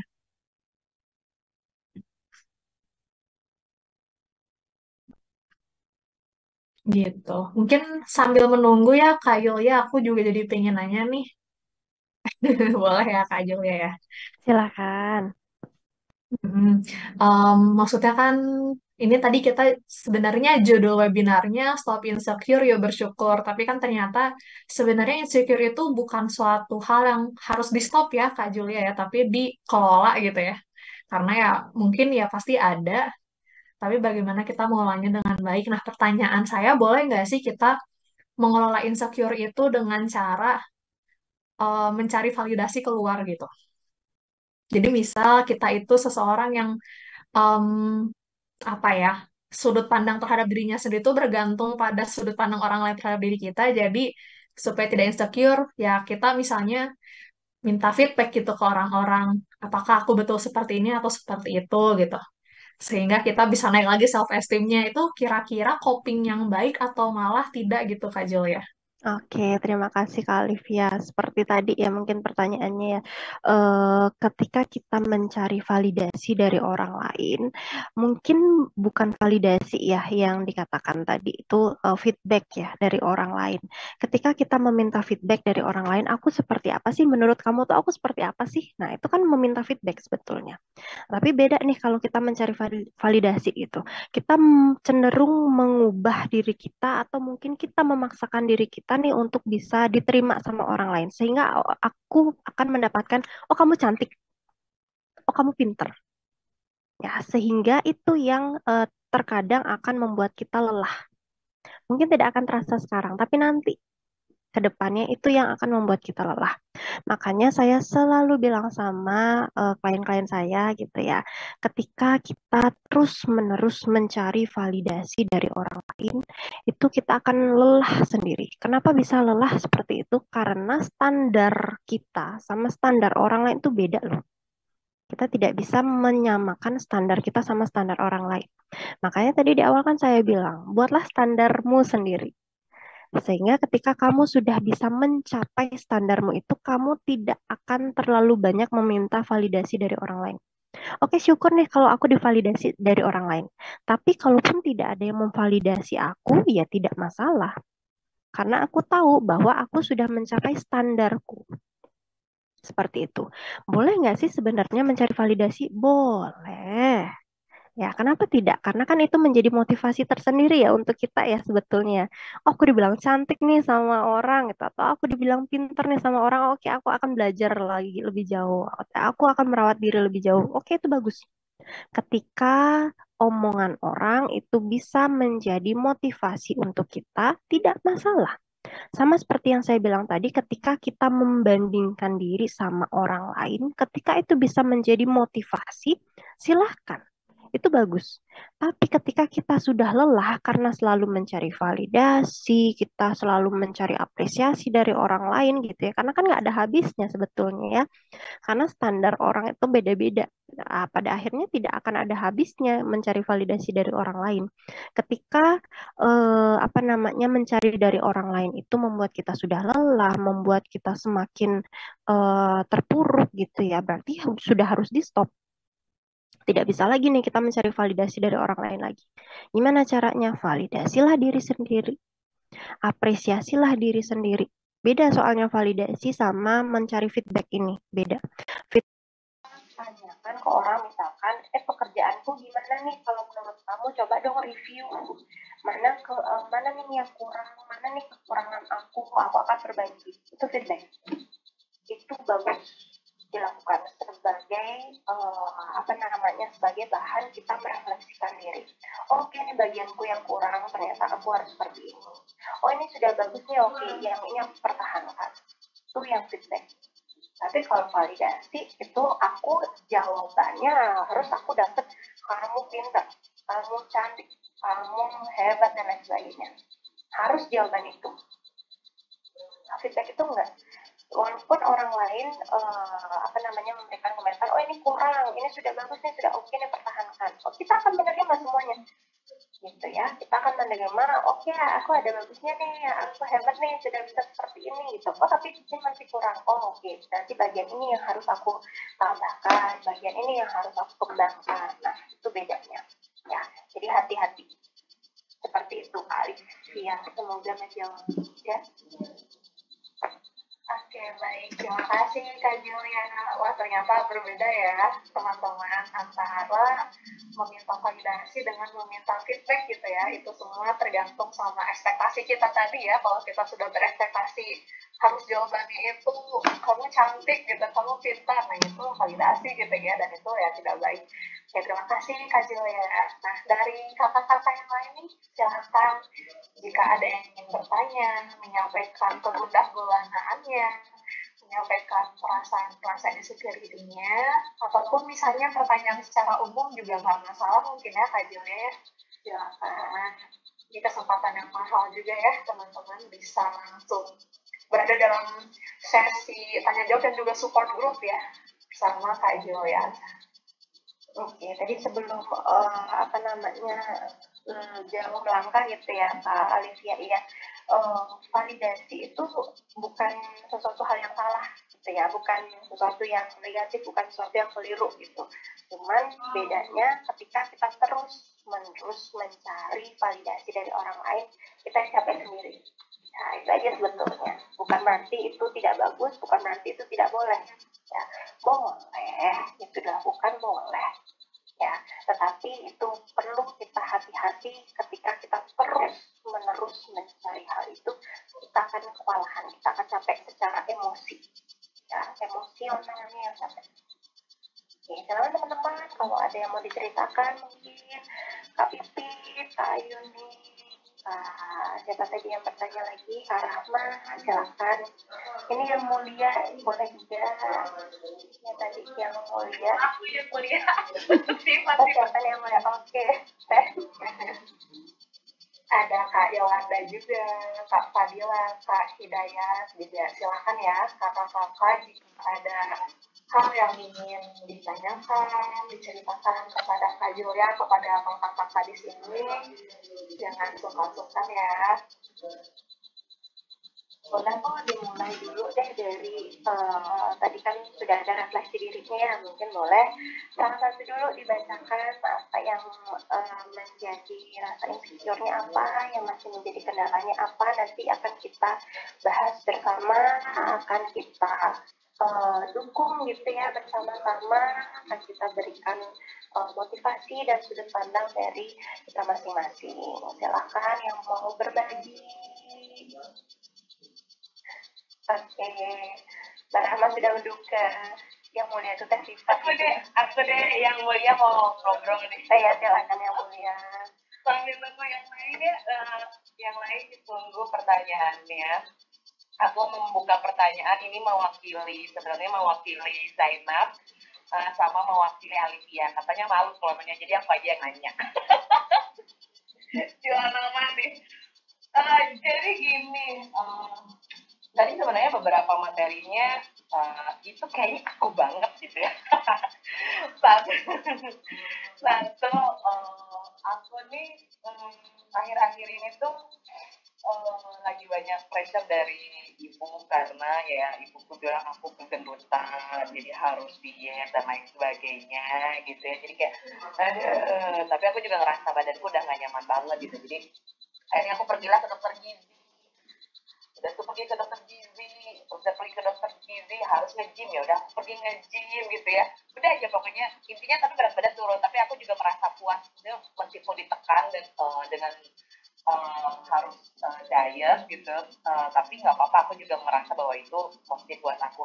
Tapi kadang yang jadi capek adalah mindset orang tua itu kan nggak beda sama kita. Kalau dokter gizi kan dia udah tahu nih asupan gizi apa aja buat kita gitu, tapi orang tua aku tuh mau bilang nggak boleh, kalau dia tuh jangan makan ini, kamu kok makannya jadi sering lagi, karena aku bingung ya, jadi kayak disuruh dia tuh aku disuruh kelompok sih gitu, jadi kayak aduh, jadi aku tuh justru malah jadi makin insecure sama omongan ibu aku gitu, karena ibuku tuh pengennya aku tuh kurus dalam waktu instan, sedangkan ya nggak bisa gitu sesuatu dalam waktu instan itu. Jadi kadang kalau mau makan tuh jadi kayak nggak mood gitu, karena pasti kok kamu makan sih, kan harusnya jangan makan nih, aku kelaparan dong kalau nggak makan gitu ya, kamu makannya kok banyak sih, harusnya puasa gitu, kayak aduh capek banget dengerin omongan ibu aku gitu ya. Terus belum lagi juga aku kayak ada pressure dari sekolah kan, karena harus November November ini ada ujian dan aku harus ngelangkirin bahasa Cina sama bahasa Inggrisku sertifikatnya supaya bisa di plotting apakah nanti masuk kelas Chinese atau kelas English. Itu juga bikin pressure banget. Terus udah kayak gitu, aku tuh karena banyak banget yang nanya orang-orang, kok kamu lama banget sih di Indonesia, kok lama banget sih di Indonesia, itu kalau aku lama kenapa gitu, maksudnya ya kenapa, kan emang prosedur biasanya kayak gitu, jadi kayak aduh aku tuh stres banget, jadi sampai akhirnya yang tadi dibilang satu, aku jadi insecure ketemu orang-orang, gak pede sama badan sendiri gitu ya, karena tadi orang tua aku pressure gitu. Terus insecure gara-gara aku April sampai di Indonesia sampai sekarang cuma 11 orang yang aku ketemuin, orang-orang yang literally aku mau ketemu gitu ya, bukan karena satu event. Kalau satu event ya mau nggak mau harus ketemu mereka, tapi yang benar-benar aku pengen ketemu, bahkan kalau misalnya ada orang yang ngajakin, ada yang mau kenalan nih, apa ini ada yang boleh aku kenalin kamu dia, aku tuh nggak mau gitu, benar-benar nggak mau ketemu orang, nggak mau dikenalin lewat chat atau apapun tuh, aku benar-benar nggak mau gitu ya, kecuali kayak ada undangan-undangan di fine gitu. Jadi aku tuh ngerasa hidup aku tuh nggak berkembang, jadi kan malah penuh pressure nih, tolong ya dibantu. Terus kayak gitu sama ya tadi juga warga kulit juga bener kayak aku tuh bingung sama orang-orang Indonesia. Orang Indonesia tuh sering banget asosiasi putih itu apa, asosiasi cantik itu kan putih, sedangkan aku tuh di luar mereka tuh sangat apresiat banget sama warna kulit aku. Jadi aku tuh kayak mau mempertahankan warna kulit, tapi lingkungan aku kok lu iteman sih, kok lu iteman tuh pusing gitu ya. Jadi sebenarnya aku nggak benar harus ada boundaries. Udah nih, aku udah ngasih boundaries ya. Boundaries aku adalah caranya tadi mungkin kata Jun, nggak boleh jangan di kamar terus ketemu orang gitu. Justru dengan memberikan boundaries itu, aku tuh merasa tenang karena tidak banyak orang yang ngoceh di hidup aku gitu ya. Tapi jadi capek di rumah karena setiap mau makan pasti ibu aku protes, kenapa kamu makan gitu, aku tuh nggak boleh makan gitu, mati dong aku gitu ya.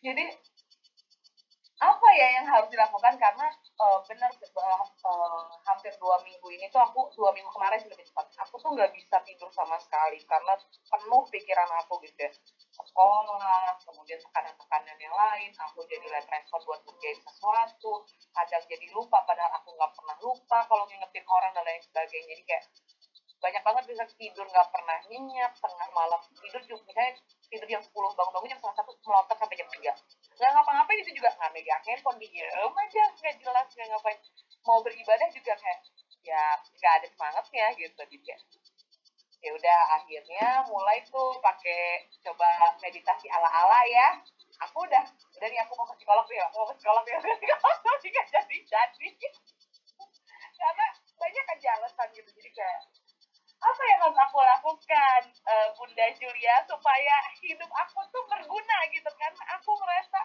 semua pencapaian aku tuh akhirnya tidak berguna gitu dengan komentar-komentar yang masuk ke aku gitu. Tapi aku emang gak di Indonesia sih gitu. Itu sih. Ini sekalian mewakili Alivia juga yang lagi stres sama teksisnya. Thank you. Oke, terima kasih Teh Sifat ceritanya. Mungkin dari teman-teman sebelum saya jawab gitu ya, mungkin karena ini sesinya support group, jadi harapan saya teman-teman yang lain juga bisa menimpali gitu ya, tidak hanya dari saya aja. Jadi mungkin Kak Alivia boleh, Kak Zainab silahkan, Kak Rahma, Kak Ayuni ya, Kak Pipit silahkan dari sudut pandang kalian ya, sejauh materi yang sudah saya sampaikan tadi seperti apa nih kalau dari sudut pandang kakak yang lain dulu sebelum saya menjawab. Mungkin Kak Alivia, Kak Zainab, Kak Rahma, Kak Ayuni, Kak Pipit silahkan. Aku dulu mau komentar masalah yang mulia. Aku kira yang mulia itu nama Sunda. Yang mulia, oh ada laki-laki nih namanya mulia gitu kan. Keren, yang mulia gitu. Aduh, gimana sih rakyat?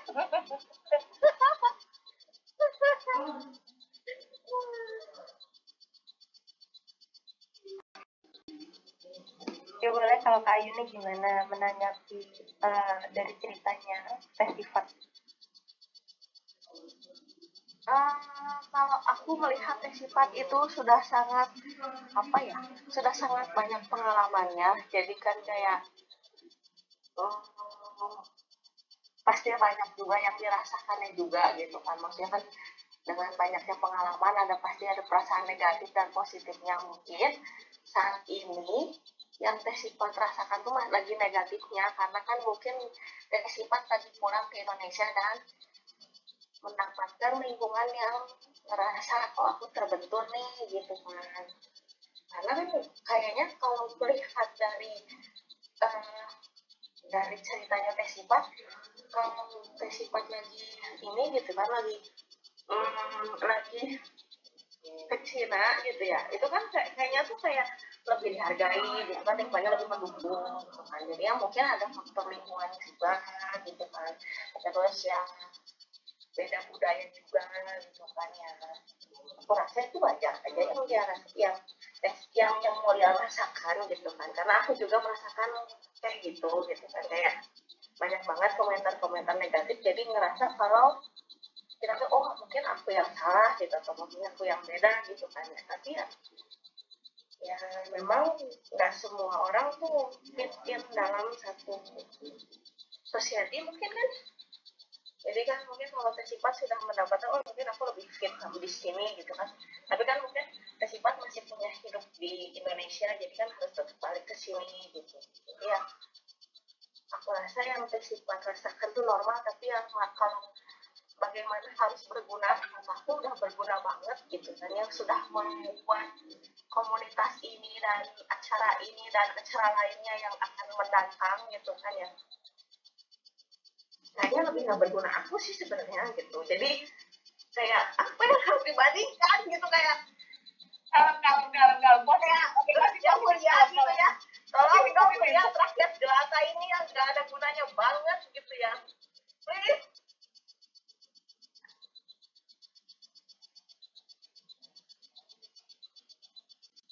Oke, terima kasih Kak Ayuni, responnya ini sangat dukungan moralnya kuat banget ya dari Kak Ayuni untuk yang mulia, bahwa ini sudah banyak sekali orang-orang yang merasa bahwa hidupnya Teh itu sangat amat berguna loh buat orang lain. Nah, ini yang perlu disadari lagi, yang mulia ya, disadari dulu nih bahwa memang seperti yang tadi kita lakukan kan udah ya Teh ya. Jadi lihat lagi langkahnya sudah sejauh apa sih yang sudah bisa Teh lakukan, ya kan itu dulu yang perlu dilihat. Jadi walaupun tetap ada kita namanya juga hidup di dalam lingkungan sosial, ada yang suka, ada yang nggak suka, itu adalah hal yang wajar. Betul seperti yang Mbak Ayuni bilang tadi, kita tidak bisa fit di semua orang gitu ya sifatnya. Jadi ketika orang lain, terutama mungkin ibu sih yang menjadi pemberat di sini yang sifatnya, kalau saya lihat ya, kalau sifat bisa untuk membentuk batasan itu bagus. Jadi sekarang kalau tadi insecure-nya masalah di fisik ya, saya ambil dulu ya, masalah di fisik. Ketika sifat sudah merasa tidak nyaman dengan badan sendiri, nah berarti ini memang perlu ada yang diperbaiki atau ada yang perlu ada sesuatu yang harus dirubah nih, karena kita sendiri sudah merasa tidak nyaman nih dengan kondisi badan kita. Tapi kalau sifat merasa bahwa komentar negatif orang itu tidak sama nih sama apa yang aku rasa. Aku ngerasanya aku baik-baik aja, aku merasanya aku sehat-sehat aja dengan tubuhku yang sekarang, aku ngerasa pede dengan diriku yang sekarang, aku ngerasa ringan beraktivitas dengan diriku sekarang. Ya sudah, tidak usah dihiraukan omongan dari orang lain. Makanya tadi di awal kan saya bilangnya bahwa kita perlu belajar bahwa mana nih omongan orang yang perlu kita ambil, mana yang perlu kita abaikan. Kita perlu belajar nih untuk semua orang, termasuk saya juga gitu ya. Saya perlu belajar untuk memilah dan memilih mana omongan orang yang berguna untuk hidup aku, mana yang sudah diabaikan aja karena itu nggak guna. Nah, di sini sifat yang mulia perlu juga untuk belajar lagi yang mana sih yang perlu dipilih gitu ya. Omongan-omongan orang itu mana yang berguna buat aku dan mana yang enggak. Gitu. Jadi perlu belajar untuk mengabaikan. Nggak salah kok mengabaikan omongan orang yang tidak ada gunanya buat kita, ya seperti itu. Nah, kebetulan di sini sudah diwakili oleh Mbak Ayuni ya, sifatnya hidupnya sudah berguna banget loh. Kalau ditanya harus apa nih biar hidup aku berguna, ya mau gimana lagi, karena sifat sebetulnya sudah sangat amat berguna. Apalagi yang mau dikejar, apalagi yang mau dicari. Ya, standarnya setinggi apa sih yang sifat mau gapai sebetulnya? Ya, ini yang perlu direview lagi Teh. Kita kan sama-sama belajar gitu ya. Jadi ini yang perlu direview lagi, standarku ini setinggi apa sih? Sejauh apa sih aku ingin membawa diriku berlari? Ya, kalau tes sifat selalu melihat, kok aku nggak guna, kok pekerjaanku tidak selesai semuanya dan lain sebagainya. Ini buktinya sudah dapat validasi loh dari Mbak Ayuni yang mewakili kita semua mungkin ya, karena di kolom komentar juga komentarnya banyak seperti itu. Ini sudah validasinya sudah banyak loh dari orang lain. Nah, sekarang tinggal tes sifatnya saja yang membantu diri sendiri dengan memvalidasi juga. Seperti itu teh. Ya, karena tidak ada yang perlu dirombak lagi keseluruhan hidupnya. Tes sifat itu sudah sangat amat berguna. Tidak ada kata-kata yang bisa mewakili nih sampai saya tes sifat. Mungkin teman-teman yang lain silahkan langsung aktifkan mikrofonnya supaya lebih seru, lebih masuk ke dalam diri gitu ya. Terima kasih Mbak Ayu nih sudah aktifkan mikrofon, sudah aktifkan video. Mungkin teman-teman yang lain silahkan ditunggu juga menurut teman-teman seperti apa. Mungkin ada yang merasa hal yang sama juga, silahkan boleh loh sekalian.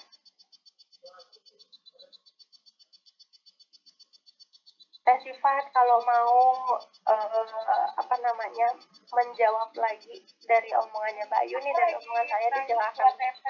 Lagi nangis 2 tetes. Aku nangis 2 tetes ya benar sih. Mungkin karena dulu sering banget dibanding-banding. Nggak tahu ya kalian apa sih? Kita di lingkungan yang berbeda mungkin ya. Tapi keluarga aku memang keluarga yang penuh sangat kompetisi, jadi selalu di-compare lain sebagainya tadi. Dan aku selalu berusaha untuk ya aku apresiasi dengan diri sendiri, tapi kadang ya capek juga ya gitu, maksudnya ngebangkitin rasa mengapresiasi diri terus-terusan itu tuh susah karena ya itu makanya kadang waktu apa ya kalau misalnya dan ini nih yang ketika ada orang yang bilang kamu udah hebat dan sebenarnya dan entah kenapa itu tuh kayak nggak acceptable gitu loh ke aku, kayak aku tuh masih denial kalau aku tuh seperti itu kenapa ya masih seperti itu, padahal aku oke sifat udah kayak self talk di setiap malam gitu ya pas bangun oke. Tapi tiba-tiba gitu lagi gitu ngerasa oke aku ini belum jadi apa ini aku nggak bisa apa-apa di kayak ya udah nothing aja gitu, merasa masih kondisi seperti itu sih. Oke, kalau tes sifat masih ngerasa seperti itu, ini kan berkaitan juga sama komentar-komentar negatif dari orang, kemudian dibandingkan mungkin dari dulu, sehingga yang lebih mengakar pada diri tes sifat itu adalah perbandingan sebetulnya. Jadi ketika orang lain pun sudah memvalidasi sebanyak apapun itu gitu ya, ketika akarnya itu adalah membandingkan diri, nah ini dia yang perlu diubah lagi. Makanya standarnya tes sifat ini seberapa sih? Itu dulu deh yang perlu dicari tahu. Standarnya tes sifatnya setinggi apa sih? Bahkan sudah banyak orang loh yang memuji, sudah banyak orang yang memvalidasi, sudah banyak orang yang mengutarakan makna dari hidupnya tes sifat, tapi kok belum capai nih ke standarnya tes sifat. Ya kan, setinggi apa sih standarku? Nah itu perlu dicari tahu teh. Tidak perlu jawabannya hari ini detik ini juga, tapi itu bisa menjadi bahan refleksinya tes sifat nanti. Karena memang ketika kita sudah merasa insecure seperti itu gitu ya, cemas terhadap diri sendiri, terhadap pencapaian diri sendiri, sebetulnya perlu kembali lagi ke masa lalu ya, kebutuhan apa sih sebetulnya yang tidak aku dapatkan dari keluargaku. Apalagi kalau dilihat dari backgroundnya keluarganya tes sifat gitu ya, yang mungkin kompetitif, selalu membandingkan, perlu dicari tahu dulu apa sih yang tidak aku dapatkan dari keluargaku.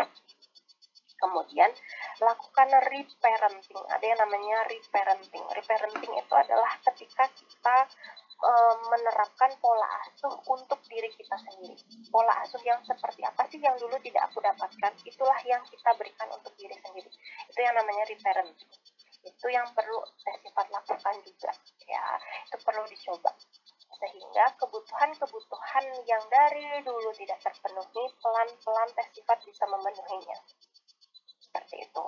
Tapi tetap perlu dilihat lagi, perlu apakah aku perlu menurunkan standarku, apakah standarku terlalu tinggi dan lain sebagainya, itu dicari tahu dulu. Oke, seperti itu tes sifat. mungkin teman-teman yang lain kalau dari sudut pandangnya thank teman-teman you. seperti apa. I will try my best to Ya, find what my achievement. kita semua percaya kok Teh sama kemampuan Teteh, sama apapun yang Teteh lakukan gitu ya. Sekecil apapun yang Teteh bisa lakukan itu sangat berharga loh untuk kita-kita di sini. Mungkin itu tidak terasa di Teteh, tapi itu terasa di orang lain. Gitu Teh. Thank you. Mbak Julia maaf ya, aku jadi kayak motong. Apa? Teteh punya orang yang Teteh omongannya denger gak? Maksudnya jadi orang itu tuh sangat penting, jadi ke apapun yang dia, opini dia tuh akan Teteh validasi. Maksudnya kayak kalau misalnya dari keluarga nggak dapet, biasanya itu tuh bisa didapat kalau dari pengalaman aku sih ya. Karena 20.000 orang bilang aku cakep, kalau orang itu nggak bilang aku cakep, aku kayak nggak percaya gitu loh.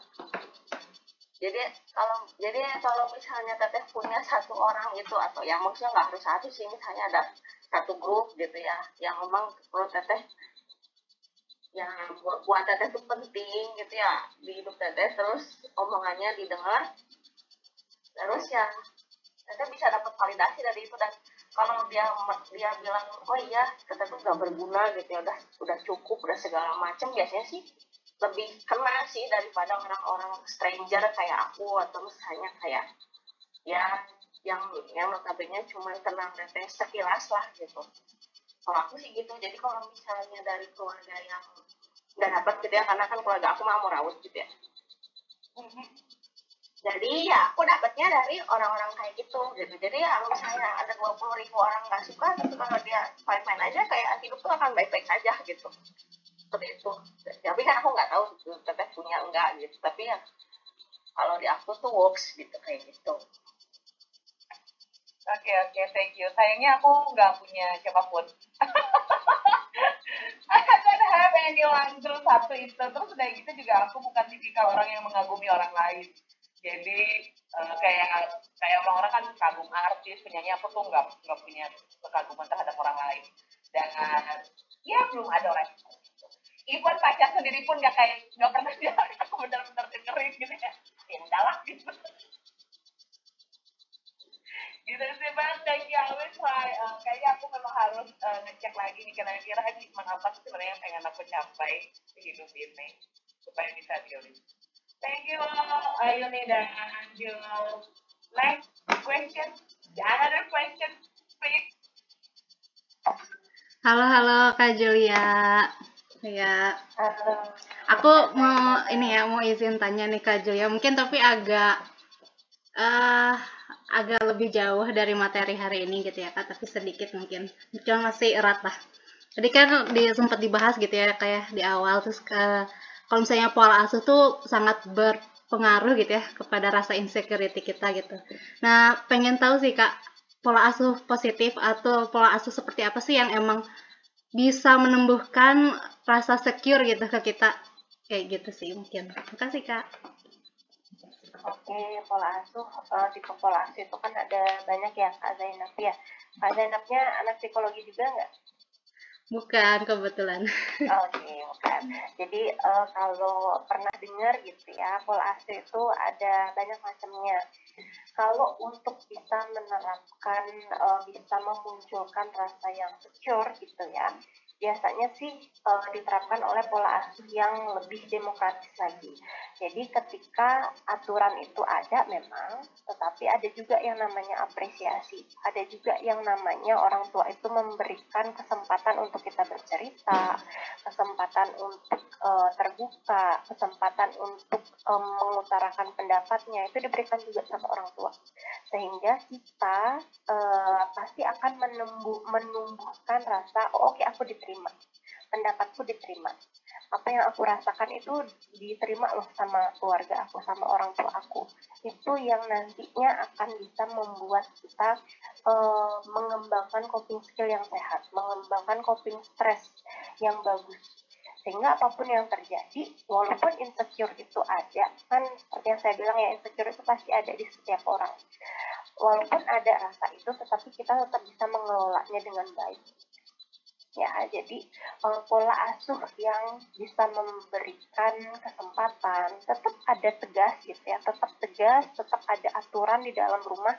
Kamu misalkan tidak boleh keluar malam. Kenapa? Karena kalau kamu keluar malam, jalanannya gelap, kamu sendiri, tidak banyak orang di jalan. Kalau misalkan ada sesuatu yang terjadi, siapa yang menolong? Nah, misalkan seperti itu. Jadi ada penjelasannya lagi. Itu pola asuh yang baik. Sehingga kita itu tidak bertanya-tanya. Soalnya kalau sama anak-anak, sama remaja gitu ya, jeleknya adalah kita itu selalu melakukan kebalikannya gitu. Kalau sudah dikasih tahu jangan keluar malam gitu, titik, itu aja misalkan dia bilang sama orang tua, jangan keluar malam, titik. Kenapa gitu? Ya udah jangan keluar malam aja, pokoknya nggak boleh. Nah, misalkan seperti itu ya. Jadi tidak ada kesempatan untuk kita gitu. Kenapa sih kok nggak boleh? Tidak ada penjelasannya juga, sehingga kita cenderung melakukan, coba deh kenapa sih nggak boleh keluar malam. Nah, jadinya anak-anak akan seperti itu ya. Ketika kita sebagai orang tua nantinya memberikan penjelasan, memberikan aturan sama anak-anak, kita perlu menjelaskan dulu kenapa sih tidak boleh, apa sih efeknya ketika kamu melakukan ini ya, seperti itu. Sehingga kita pun tahu bahwa oke, aku nggak boleh melakukan ini karena nanti efeknya seperti ini.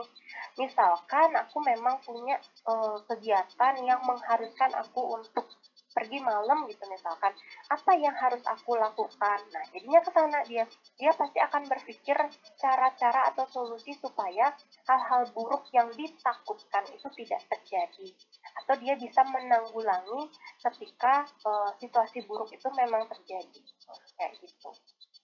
Seperti itu Kak Zainab. Jadi memang ketika pola asuhnya adalah otoriter gitu ya, kamu nggak boleh ini, kamu nggak boleh itu, kamu harus seperti ini, kamu harus seperti itu, sudah, aku tidak diterima. Orang tuaku aja nggak nerima, apalagi orang lain. Ya, seperti itu. Karena memang biasanya untuk orang-orang yang mungkin dari kita semua banyak yang mengalami ya ketidaknyamanan di rumah, itu pasti pola pikirnya juga sama ke lingkungan luar. Tidak ada yang aman nih di lingkungan luar. Seperti itu. Oke, baik. Terima kasih Kak Julia jawabannya. Sama-sama Kak Zainab. Terima kasih juga pertanyaannya. Wah, ini ada Kak Pipit, angkat tangan silahkan Kak Pipit. Kak, aku tuh sering diceritain sama teman, maksudnya kayak temen-temen aku tuh banyak banget yang cerita sama curhat sama aku gitu, bahkan kayak di waktu yang bersamaan tuh bisa 3 orang, 4 orang gitu, tapi padahal pikiran aku aja lagi nggak beres gitu.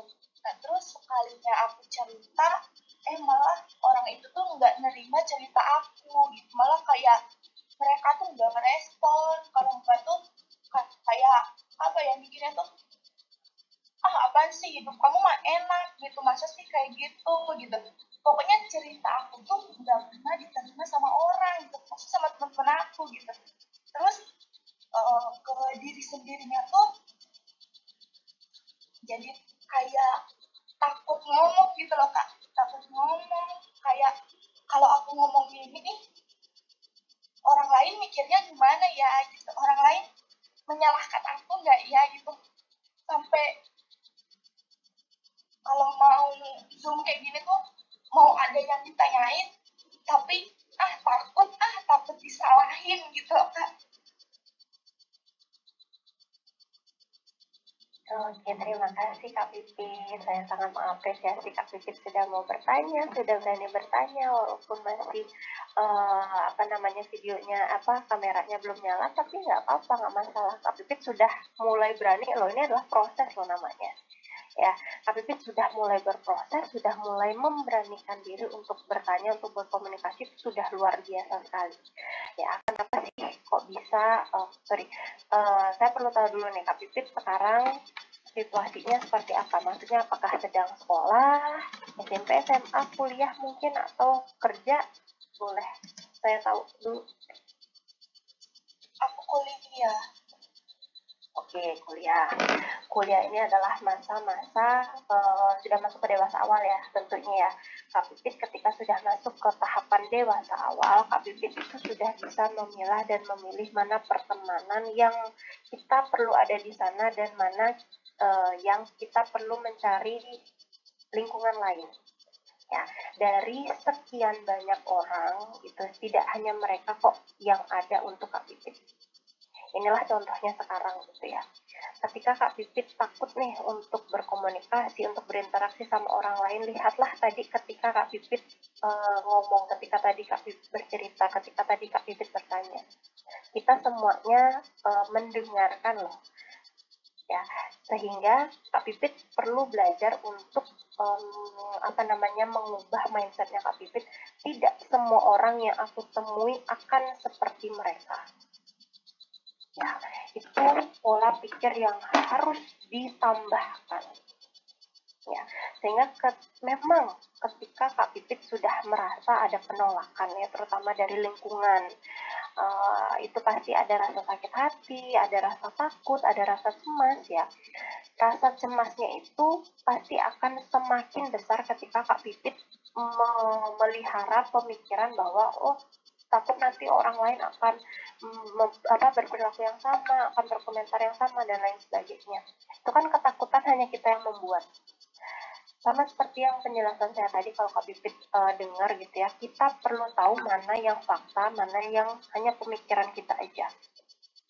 Ya, seperti sekarang, ini Kak Pipit kalau saya boleh bicarakan gitu ya, ini Kak Pipit sudah diberikan jawaban nih, bahwa tidak semua orang itu sama loh seperti orang-orang itu.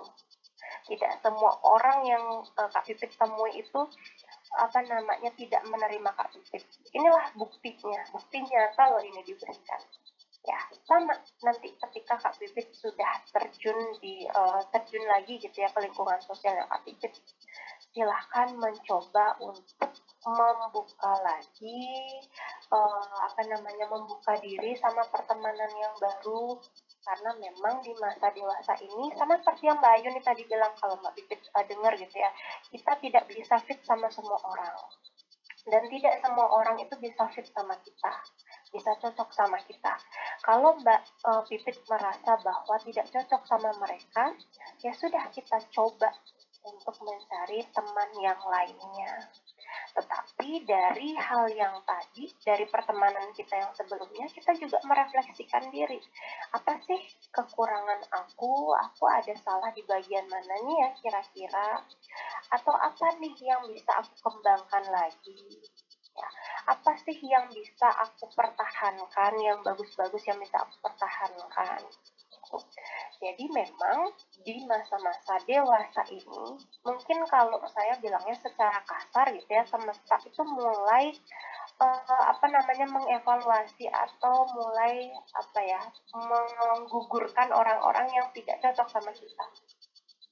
Karena ketika kita misalkan ada di diri kita itu ada di tahapan di ke-8 gitu misalkan ya, nilai kita itu ada di 8, semesta itu pasti akan mendatangkan orang-orang yang ada di nilai 8 juga, atau ada di nilai 7, ada di nilai 9. Karena semesta itu secara tidak langsung ya, kita itu akan menarik orang-orang yang sama seperti kita. Itu yang perlu dipercaya. Ya, itu yang perlu dipercayakan, bahwa Tuhan semesta itu akan menghadirkan orang-orang yang sefrekuensi sama kita. Kalau Kak Pipit belum menemukan orang-orang itu, berarti Tuhan dan semesta sedang mencarikan yang sefrekuensi dengan Kak Pipit. Tapi tetap walaupun kita menunggu gitu ya, semesta dan Tuhan bekerja dengan caranya masing-masing, kita juga bekerja dengan diri kita juga. Artinya kita juga mencoba untuk menambah link kita, menambah lingkungan pertemanan kita. Kalau nggak cocok di kelompok yang A, oke, aku coba di B. Apalagi Kak Pipit kan sudah kuliah ya, otomatis pertemanan di perkuliahan itu nggak cuma 40 orang, nggak cuma 30 orang gitu ya Kak Pipit ya. Apalagi ada banyak angkatan. Nah, ini bisa dicari. Kita tidak hanya boleh berteman dengan seangkatan loh. punya banyak teman di angkatan atas bagus, punya teman di angkatan bawah bagus, sama-sama bagus semuanya. Ya, ini dia Kak Pipit perlu mengembangkan lagi lingkungan pertemanan. Apalagi di kuliah ini banyak loh benefitnya, banyak loh lingkungan-lingkungan yang bisa kita explore lagi. Pokoknya diingat ketika belum menemukan, ya itu artinya kita perlu berusaha lagi membuka diri dan biarkan semesta dan Tuhan itu menghadirkan orang-orang yang sefrekuensi sama kita. Nah, seperti itu Kak Pipit. Terima kasih banyak Kak Pipit sudah berani untuk bercerita sama kita terkait permasalahannya. Coba deh sekarang dibaca komentar di chatnya ya, di meeting chatnya ya. Banyak sekali dukungan untuk Mbak Pipit, Kak Pipit ya. Banyak sekali yang menyemangati ini ya, memberikan motivasi.